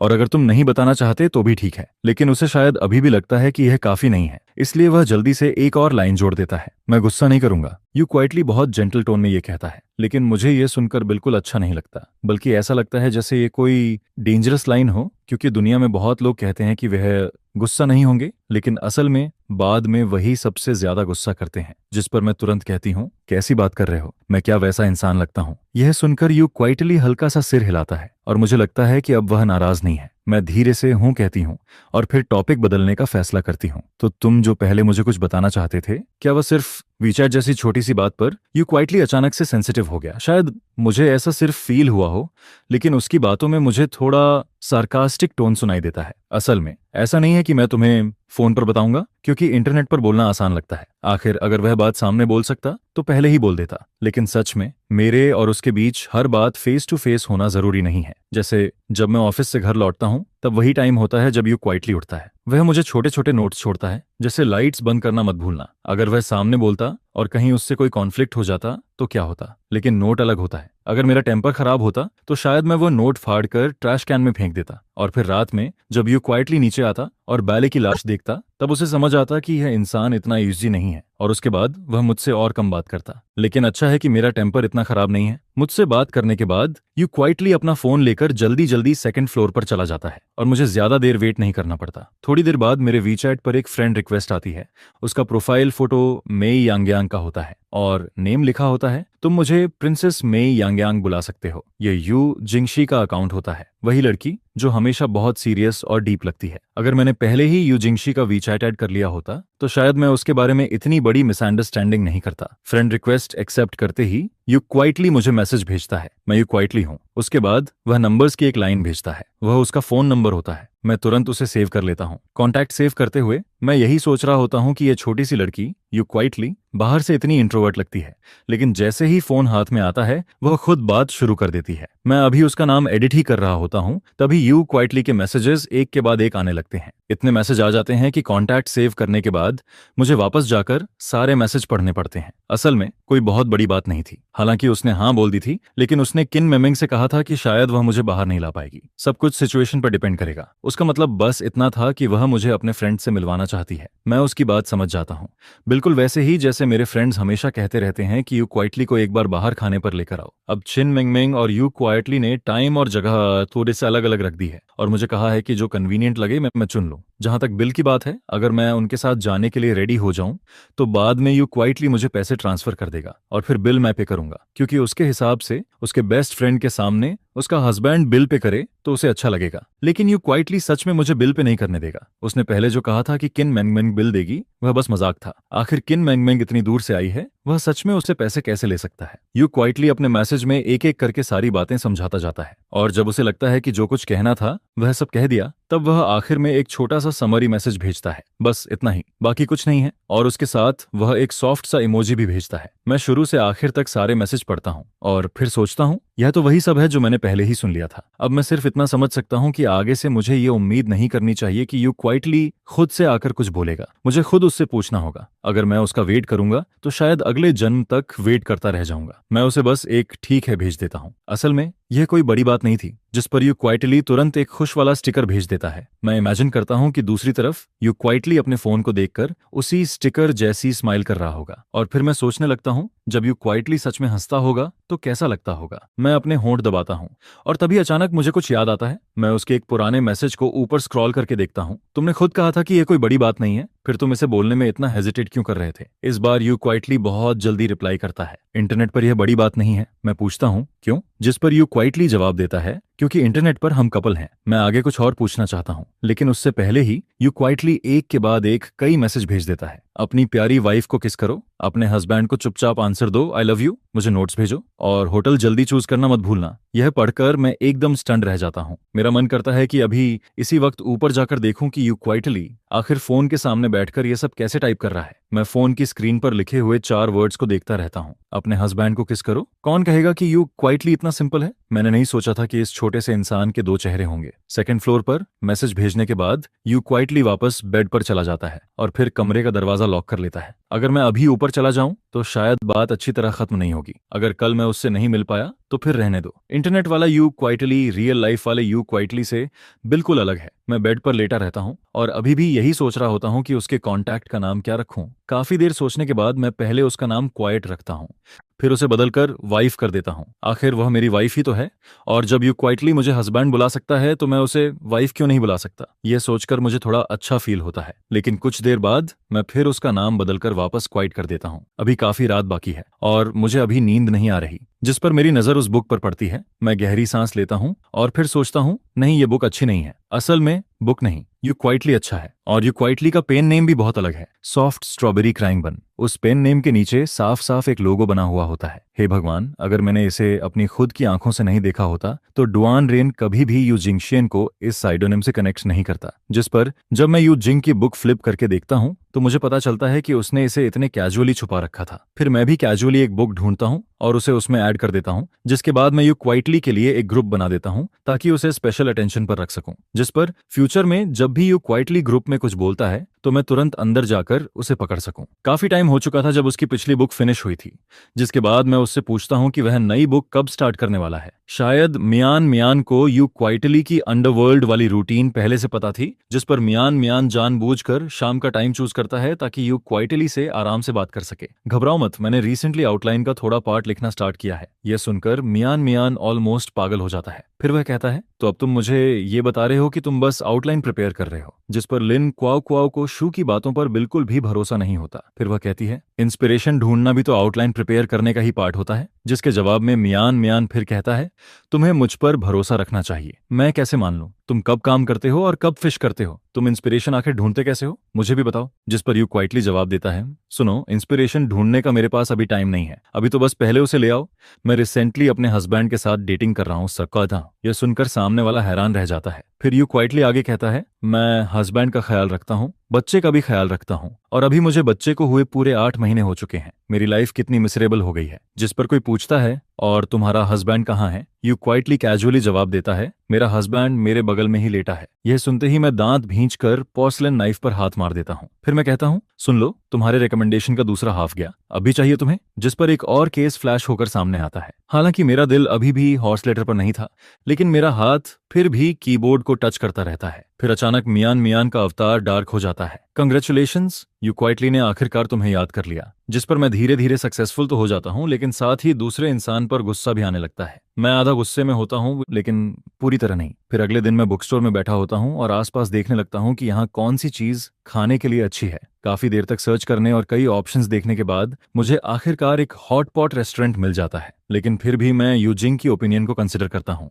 जिस पर मैं उसका स्क्रीनशॉट और एड्रेस यू जिंगशिंग को सेंड कर देता हूँ। इसके बाद मैं फोन की स्क्रीन को देखता रहता हूँ और अचानक से डीप सोच में चला जाता हूँ, क्योंकि कल यू क्वाइटली ने जो मैसेज मुझे भेजा था वह अभी भी उसी तरह स्क्रीन पर पड़ा था। उसने कहा था, मैंने हस्बैंड को किस किया। फिर उसने कहा था, मैं तुमसे प्यार करता हूँ। जिस पर मेरा दिमाग अपने आप फैंटेसी में चला जाता है। मैं सोचने लगता हूँ कि जब यू क्वाइटली ने मुझे ये मैसेज भेजा होगा तब वह कैसा दिख रहा होगा। क्या वह फोन स्क्रीन के सामने जोर जोर से हंस रहा होगा, या फिर मेरी तरह वही साइलेंट और डीप एक्सप्रेशन के साथ बैठा होगा। लेकिन जाहिर सी बात है, इसका कोई आंसर नहीं था। यू क्वाइटली वापस आ चुका था, लेकिन मुझे नहीं पता था कि वह आज फिर अपने बेस्ट फ्रेंड के साथ बाहर घूमने जाएगा या नहीं।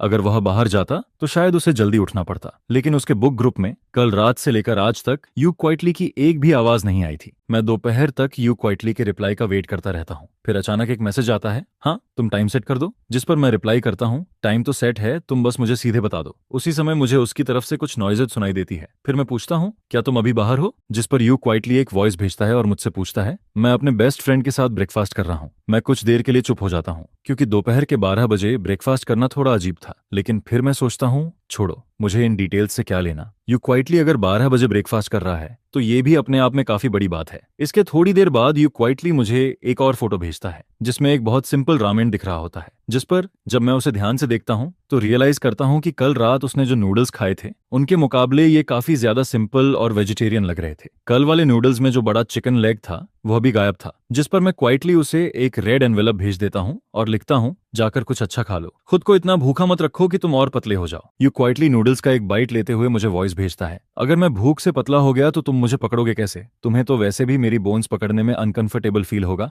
है ना। लेकिन सबसे अजीब बात यह थी कि यू क्वाइटली ने मेरा रेड एनवेलप एक्सेप्ट ही नहीं किया। यह सुनकर मेरा सिर क्वेश्चन मार्क्स से भर जाता है। मुझे ऐसा फील होने लगता है जैसे ऑनलाइन वाला you quietly and real life वाला यू क्वाइटली दो बिल्कुल अलग इंसान हो। इंटरनेट पर वह इतना बोल्ड रहता है, लेकिन रियलिटी में वही यू क्वाइटली इतना वीक और रिबेलियस बन जाता है, जिस पर मैं तुरंत सीरियस हो जाता हूँ। उधर दूसरी तरफ चिन मानमन क्वाइटली मुस्कुराता है। वह चेयर पर मिल्क टी लेकर टिका हुआ था। फिर वह सोचते हुए कहता है, मैंने पहले ही कहा था कि तुम्हारा उसके साथ कुछ सीक्रेट चल रहा है, लेकिन तब तुम मुझ पर ही गुस्सा हो रहे थे। अब खुद को देखो, तुम्हारी हालत तो बिल्कुल वैसी ही लग रही है। और वैसे भी हमारी शादी को आधा साल हो गया है, उसके बाद भी हमारा कोई इंटरसेक्शन नहीं हुआ। जिस पर यू क्वाइटली तुरंत जवाब देता है, वह अभी भी मेरा हस्बैंड है। मैं उसे कोई भी मैसेज भेजूं, चाहे जितना टीज करूं, इसमें कुछ इलीगल नहीं है। यह कहने के बाद यू क्वाइटली जल्दी से अपना फोन छुपा लेता है, ताकि किन मनमन अंदर के मैसेजेस न देख सके, वरना कैरेक्टर मार्केटिंग का सारा इफेक्ट खत्म हो जाता। जिस पर किन मनमन हंसते हुए कहता है, छुपाने से कुछ नहीं होगा। अभी जो वॉइस तुमने भेजी थी, क्या तुम्हें लगता है मैंने नहीं सुनी। यू क्वाइटली फिर भी स्टबर्न बनकर कहता है, तो ऐसे प्रिटेंड करो जैसे तुमने कुछ सुना ही नहीं। जिसके तुरंत बाद यूजिंग का फोन फिर वाइब्रेट करता है। किन मनमन उसे देखकर टीजिंग टोन में कहता है, वाह, तुम्हारे लवर ने फिर मैसेज भेज दिया, जल्दी देखो ना। हालांकि यू जिंगशेन के दिमाग में ब्लैक लाइंस चल रही होती हैं, लेकिन फिर भी यू जिंगशेन चॉपस्टिक्स नीचे रखती है और पॉकेट से फोन निकालकर उसे ओपन करती है, क्योंकि इस बार मैंने सिर्फ एक ही मैसेज भेजा था। यू शांगशेंग, क्या तुम्हें किसी ने गोली मार दी है। कल से लेकर अब तक तुम बार बार यही कह रहे हो कि मुझे मैसेज भेजने वाला इंसान तुम हो। जिस पर यू क्वाइटली तुरंत टाइपिंग करना स्टार्ट करता है, हस्बैंड, तुमने मुझे गलत समझ लिया। चिन मनमान को बिना गेस किए ही समझ आ जाता है कि यू क्वाइटली ने जरूर फिर कोई शर्मनाक मैसेज भेजा होगा, क्योंकि टाइपिंग करते वक्त उसके चेहरे की स्मर्क साफ दिखाई दे रही थी। यह देखकर चिन मनमान को अचानक कुछ याद आता है। फिर वह इंकरेजिंग टोन में कहता है, क्वाइटली, तुम ये सब बातें इंटरनेट पर तो तुम कुछ भी बोल लेते हो, लेकिन सामने कैसे बोलोगे, है ना। जिस पर यू क्वाइटली कुछ देर तक चुप रहता है, फिर साइलेंटली अपना चेहरा छुपाता है, हल्का सा मुस्कुराता है और फिर फॉर्मली कहता है, मैं इतनी हिम्मत नहीं कर सकता। इंटरनेट पर बस थोड़ी बेगिंग कर लेता हूँ,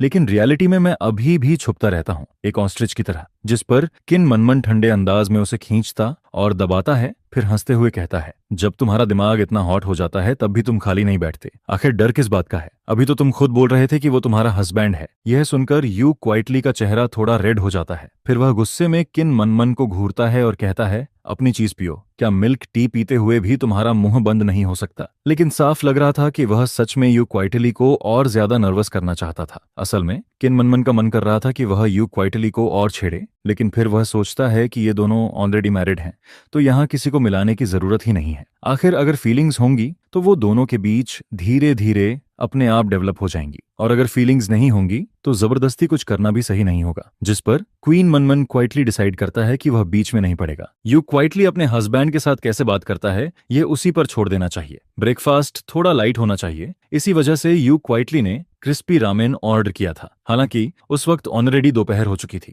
दूसरी तरफ मैं शाम को खाने का टाइम चूज कर रहा था, क्योंकि यू क्वाइटली अभी सिर्फ ब्रेकफास्ट कर रहा था और उसके बाद उसे अपने फ्रेंड के साथ थोड़ा घूमना भी था, जिस पर मुझे लगा कि शायद उसे बाद में भी कुछ खाना पड़ेगा, इसलिए मैं बहुत जल्दी का टाइम नहीं रख सकता था। काफी सोचने के बाद मैं यू क्वाइटली को टाइम भेजता हूँ, तो फिर रात के 9 बजे। अगर धीरे धीरे खाया जाए तो ज्यादा से ज्यादा 11 बजे तक खत्म हो जाएगा, और मॉडर्न सोसाइटी में रहने वाले इंसान के लिए इतनी देर से खाना कोई बहुत लेट भी नहीं होता। जिस पर यू क्वाइटली रिप्लाई करता है, ठीक है, रात 9 बजे हॉटपॉट रेस्टोरेंट में मिलते हैं। यू क्वाइटली को फील होता है कि यह पहली बार है जब वह मेरे साथ बाहर खाने जा रहा है, जिस पर उसे लगता है कि उसे थोड़ा और प्रॉपर्ली तैयार होना चाहिए। अभी सिर्फ 8 बजे थे। यू क्वाइटली किन मनमन से कार चलाने के लिए कहता है। वहां पहुंचने में लगभग 20 मिनट लगते हैं। अगर रास्ते में ट्रैफिक ना हो तो ज्यादा से ज्यादा आधा घंटा लगता। रास्ते में आसपास में एक साइड पर यू श्याओ मारू बेचने वाला स्टॉल दिखता है, जिस पर यू क्वाइटली कार से उतरता है और 3 पैकेट्स खरीद लेता है, साथ में 3 कप्स मिल्क टी भी। फिर वह कैजुअली पूछता है, क्या एक तुम्हारे लिए वापस ले चलूं? कार चलते हुए रास्ते में थोड़ा ट्रैफिक था, जिस पर किन मनमन चिन पर हाथ रखकर यू क्वाइटली से पूछता है, क्या तुमने कभी सोचा है कि फ्यूचर में अपने हस्बैंड के साथ डेट पर जाओगे? यू क्वाइटली कुछ देर चुप रहता है, फिर वीक आवाज में पूछता है,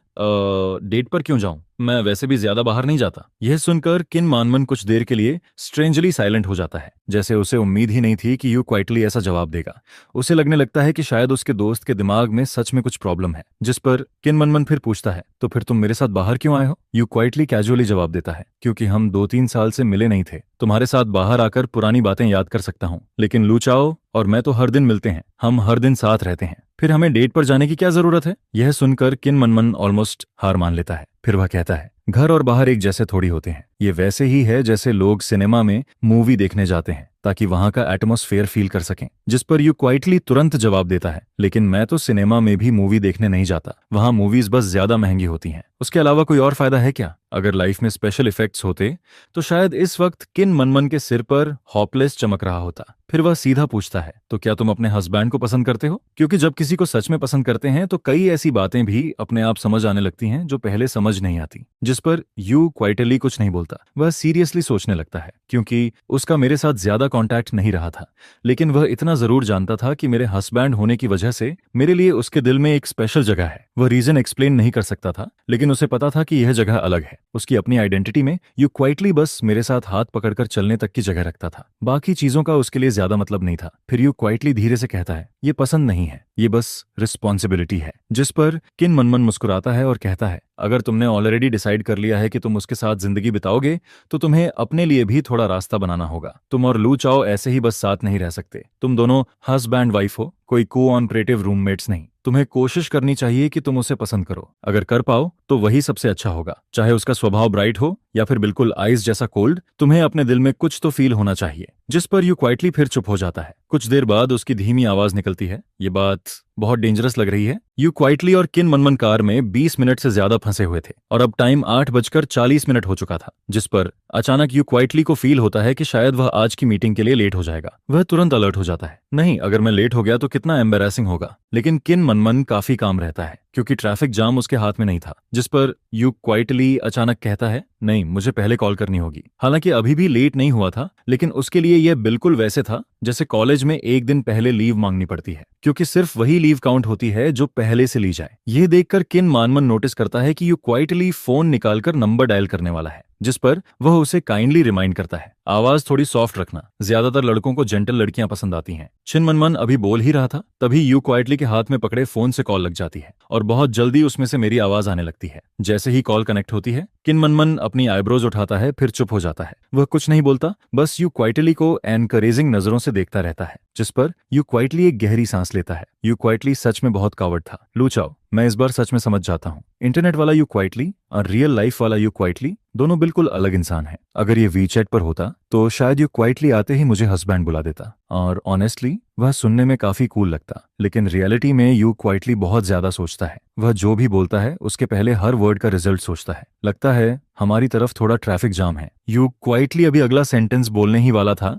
तभी उसके बगल में बैठे किन मनमन की आवाज सुनाई देती है। वह शायद किसी को वॉइस भेज रहा था, तुम्हें अब भी मेरे पास आने की शर्म नहीं है? तुमने मुझे इतना गुस्सा दिलाया, इतने दिन घर से बाहर रहे, और कल रात जाकर तुम्हें याद आया कि मुझे मनाना चाहिए, फिर भी तुमने मुझे ठीक से मनाया तक नहीं। दो बातें बोलकर उल्टा कह दिया कि तुम्हें सोना है। क्या कोई फियांसे ऐसा करता है? मैं बता रहा हूं, तुम मुझे खोने वाले हो, समझे? चिन मनमान का टोन बहुत फियर्स था, जिस पर उसके बगल में बैठा यू क्वाइटली थोड़ा घबरा जाता है, क्योंकि अमन ने अभी थोड़ी देर पहले ही उसे जेंटल रहने को कहा था। मुझे फोन के दूसरी तरफ से बहुत हैवी मर्मर सुनाई देता है। मैं एग्जैक्ट वर्ड्स नहीं सुन पाता, लेकिन इतना समझ आता है कि कोई किसी को डांट रहा है, जिस पर मैं पूछता हूं, उधर कौन किसी को डांट रहा है? यू क्वाइटली धीरे से जवाब देता है, मैं कार में हूं, किन मनमन किसी को समझा रहा है। मैं तुरंत कहता हूं, वो तुम्हें तो नहीं डांट रहा ना? जिस पर यू क्वाइटली जल्दी से बोलता है, नहीं, ऐसा कैसे हो सकता है? वह नॉर्मली बहुत जेंटल है, वह यूजुअली किसी को डांटता नहीं। यह सुनकर किन मनमन वॉइस भेजना बंद कर देता है। फिर वह टाइपिंग करना स्टार्ट करता है, लेकिन साफ दिख रहा था कि टाइपिंग करते हुए भी उसका गुस्सा कम नहीं हुआ था। मैं कुछ देर चुप रहता हूं, फिर धीरे से कहता हूं, ठीक है, ट्रैफिक जैम है तो कोई बात नहीं, आराम से आना,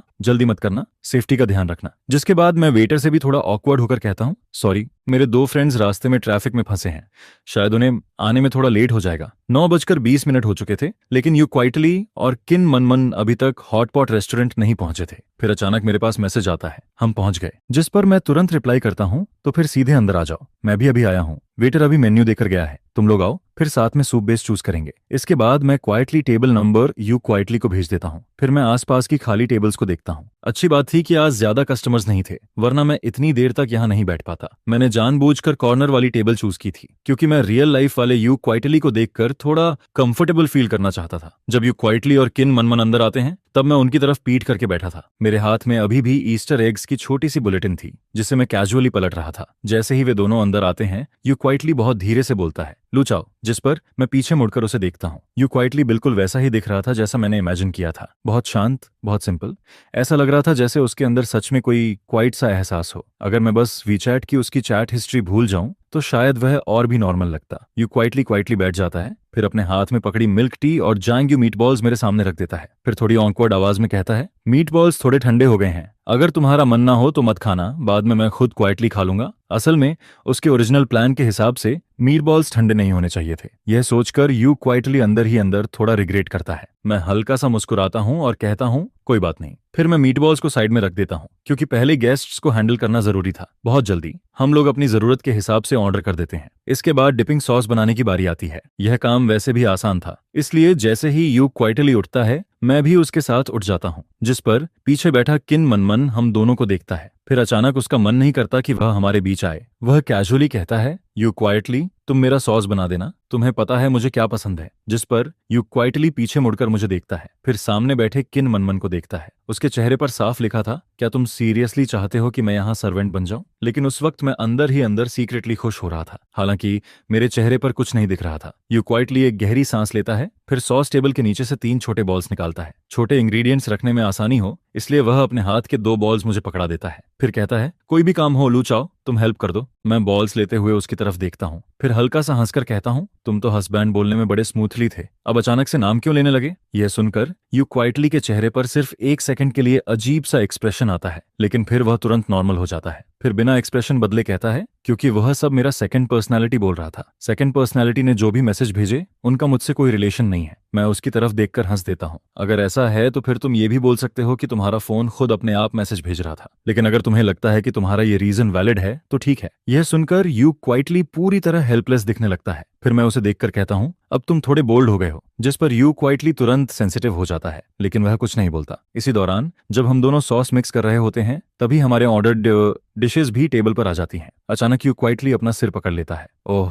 मैं फोटो लेना भूल गया। जिस पर वह जल्दी से अपना फोन निकालता है, सामने रखे बहुत सारे मीट वाले डिशेस की फोटो खींचता है और फिर उसे भेज देता है। बुक फ्रेंड ग्रुप में उसने बस रिप्लाई किया, फिर एक और दिन पुराने प्रॉमिस की तरह, लेकिन यू क्वाइटली ने जैसे ही मैसेज भेजा और फोन रखने वाला था, तभी उसके बगल से मेरा स्पेशल नोटिफिकेशन वाला टोन बज जाता है। उसकी आवाज इतनी लाउड थी कि एकदम अलग से सुनाई देती है। मैं उस वक्त सिर नीचे करके मीट बॉल खा रहा था, लेकिन जैसे ही वह आवाज आती है मेरे दिमाग में तुरंत एक बात आती है, जिस पर अगले ही पल मैं सिर उठाकर उन दोनों की तरफ देखता हूँ। सबसे पहले मेरी नजर यू क्वाइटली पर पड़ती है। यू क्वाइटली मुझे देख रहा था। फिर मैं किन मनमन को देखता हूँ। किन मनमन भी मुझे ही देख रहा था। यू क्वाइटली कुछ नहीं बोलता, क्योंकि वह नॉर्मली ऐसी जगह पर सीन क्रिएट नहीं करता। उसके हिसाब से हस्बैंड वाइफ की बात घर जाकर डोर बंद करके आराम से करनी चाहिए, लेकिन किन मनमन चुप नहीं रहता। वह ऐसे बोलता है जैसे अपनी बेस्ट फ्रेंड के लिए स्टैंड ले रहा हो। क्वाइटली, तुम्हारे हस्बैंड किस अच्छी बहन को स्पेशल अटेंशन दे रहे हैं। यह सुनकर मेरे सिर में दर्द होने लगता है। मैं कहता हूँ, और किसे स्पेशल अटेंशन दूंगा, बस यू क्वाइट को, जो हमेशा ग्रुप में साइलेंटली छुपा रहता है। लेकिन आज यह बात साफ करनी जरूरी थी, क्योंकि भले ही यू क्वाइटली ने अभी ज्यादा नहीं सोचा हो, लेकिन अगर उसकी बेस्ट फ्रेंड के दिमाग में कुछ बैठ गया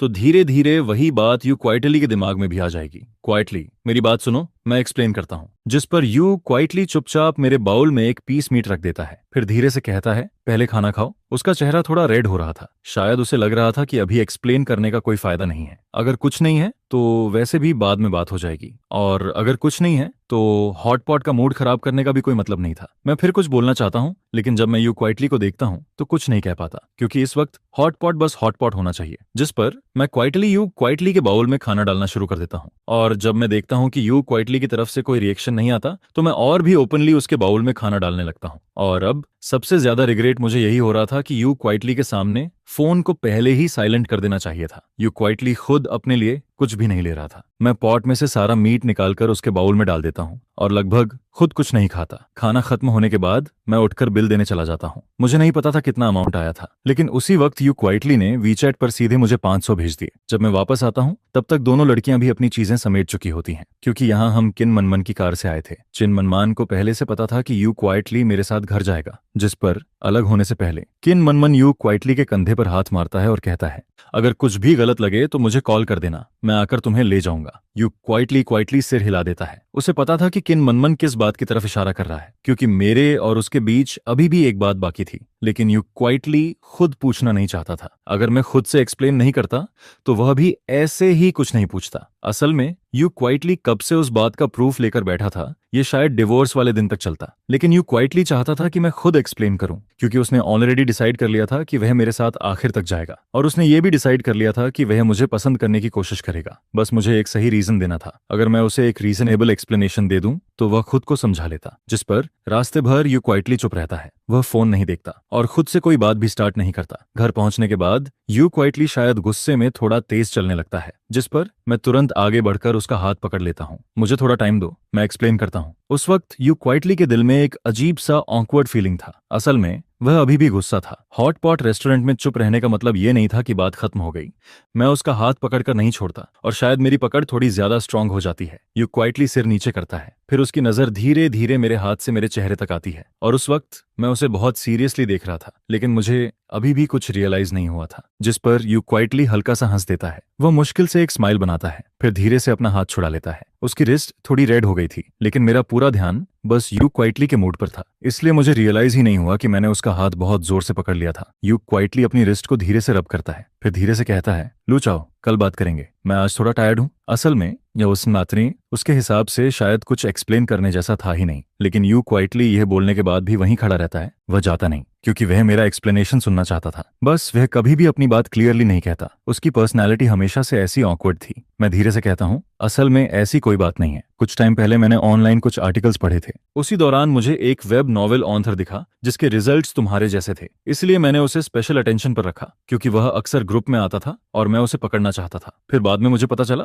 मैं प्रॉमिस करता हूँ, उससे मेरी कभी प्राइवेट बात नहीं हुई, पेंगुइन पर भी नहीं। ग्रुप में इतने लोग थे कि शायद वह मुझे पहचानता तक नहीं होगा। मैं उसे शॉर्ट में पूरी सच्चाई बता देता हूँ। यू क्वाइटली ध्यान से मेरी बात सुनता है, लेकिन जैसे ही मैं बोलना खत्म करता हूँ उसके दिल में अचानक गिल्ट आने लगता है, क्योंकि रिसेंटली वह खुद भी ग्रुप में बहुत टाइम वेस्ट कर रहा था। फिर वह धीरे से पूछता है, वो ऑथर लड़का था? अब वह गुस्सा नहीं था, क्योंकि उसे लग रहा था कि ऑथर कोई लड़का होगा। आखिर लू चाओ ऐसा इंसान नहीं था जो जानबूझकर किसी फीमेल ऑथर के पीछे जाए। जिस पर मैं सिर हिलाता हूँ, मुझे नहीं पता, हमने कभी बात नहीं की। तो ऑथर लड़की भी हो सकती है। बुक लिखने का जेंडर से कोई लेना देना नहीं होता है, ये बात सही है, लेकिन यू क्वाइटली चुपचाप यही सोचती है कि मैं कितना स्टूपिड हूँ। जिस पर इस टाइम तुम्हें बात को फ्लो के साथ आगे बढ़ाना चाहिए और कहना चाहिए कि वो एक मेल ऑथर है, क्योंकि अगर जिस पर्सन पर तुम ध्यान दे रहे हो वो एक फीमेल ऑथर निकलती तो यू क्वाइटली को समझ ही नहीं आता कि क्या करना है। जिस पर वो थोड़ी देर के लिए रुकती है, अपनी बैक सीधी करती है और ऐसे एक्ट करती है जैसे उसे किसी चीज से फर्क नहीं पड़ता है। फिर वो कहती है, असल में तुम्हें मुझे जानबूझकर एक्सप्लेन करने की जरूरत नहीं है, मुझे बिल्कुल भी फर्क नहीं पड़ता है, बस सीधा बोल दो। ये कहकर यू क्वाइटली मुड़ती है और वहां से चली जाती है। जिस पर मैं उससे कहता हूँ, अगर तुम नाराज नहीं हो तो अपने रूम में जाकर सो जाओ, आज रात भी जेट लैग कंटिन्यू होने वाला है, इसलिए तुम्हें जल्दी सोना चाहिए।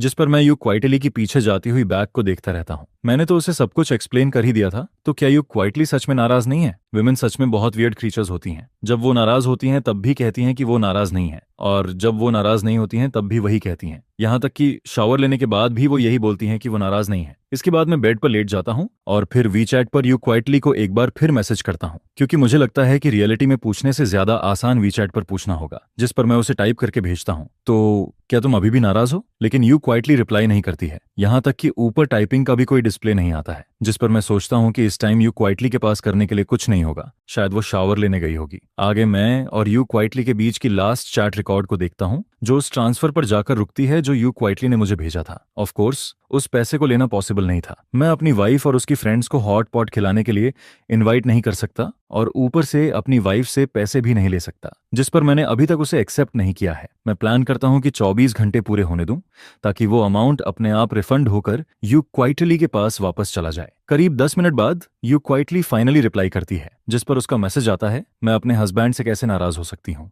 मॉम भी जानती है कि मुझे सबसे ज्यादा अगर कोई पसंद है तो वो मेरे हस्बैंड है। यह सुनकर मेरा मुंह थोड़ा खुला का खुला रह जाता है। मुझे बिल्कुल भी उम्मीद नहीं थी कि यू क्वाइटली ऐसा रिप्लाई करेगी, लेकिन इसके साथ ही मेरे दिल को थोड़ी राहत भी मिलती है, क्योंकि अगर यू क्वाइटली ऐसा बिहेव कर रही है तो शायद इसका मतलब है कि वो सच में नाराज नहीं है। और फिर उसके तुरंत बाद यू क्वाइटली मुझे एक और मैसेज भेजती है। वो लिखती है, मैं अभी रेड एनवेलप रिसीव करने वाली हूँ। जिस पर मैं वो मैसेज देखते ही थोड़ी देर के लिए रुक जाता हूँ, फिर चुपचाप वीचैट का इंटरफेस काट देता हूँ और डेट बनने का प्लान करता हूँ। इसके बाद मैं यू क्वाइटली की बुक पर चला जाता हूँ, क्योंकि काफी टाइम से मैंने उसे देखा ही नहीं था। आज नोटिफिकेशन रिंगटोन ने तो मेरी जान ही ले ली थी। ग्रुप में बहुत सारी मैसेजेस आई हुई थी, जिस पर मैं सीधे होम पेज से ग्रुप ओनर यू क्वाइटली की लेटेस्ट 2 चैट रिकॉर्ड्स देखने लगता हूँ। उनका टाइम वही था जब हम लोग हॉट पॉट खा रहे थे। वहां एक फोटो थी और उसके नीचे एक सेंटेंस लिखा हुआ था, आज फिर मेरे हस्बैंड के साथ डेट पर जाने वाला एक और दिन है। जिस पर मैं नीचे की बाकी चैट को रफली पढ़ता हूँ। ज्यादातर लोग यही बोल रहे थे कि जो यू क्वाइटली फिर से अपने हस्बैंड के साथ चली गई है, और कुछ लोग लेट नाइट पॉइजनिंग के लिए प्रोटेस्ट भी कर रहे थे। हालांकि यू जिंगशियन कई बार बोल चुकी है कि वो शादीशुदा है, लेकिन ग्रुप में हमेशा नए लोग आते रहते हैं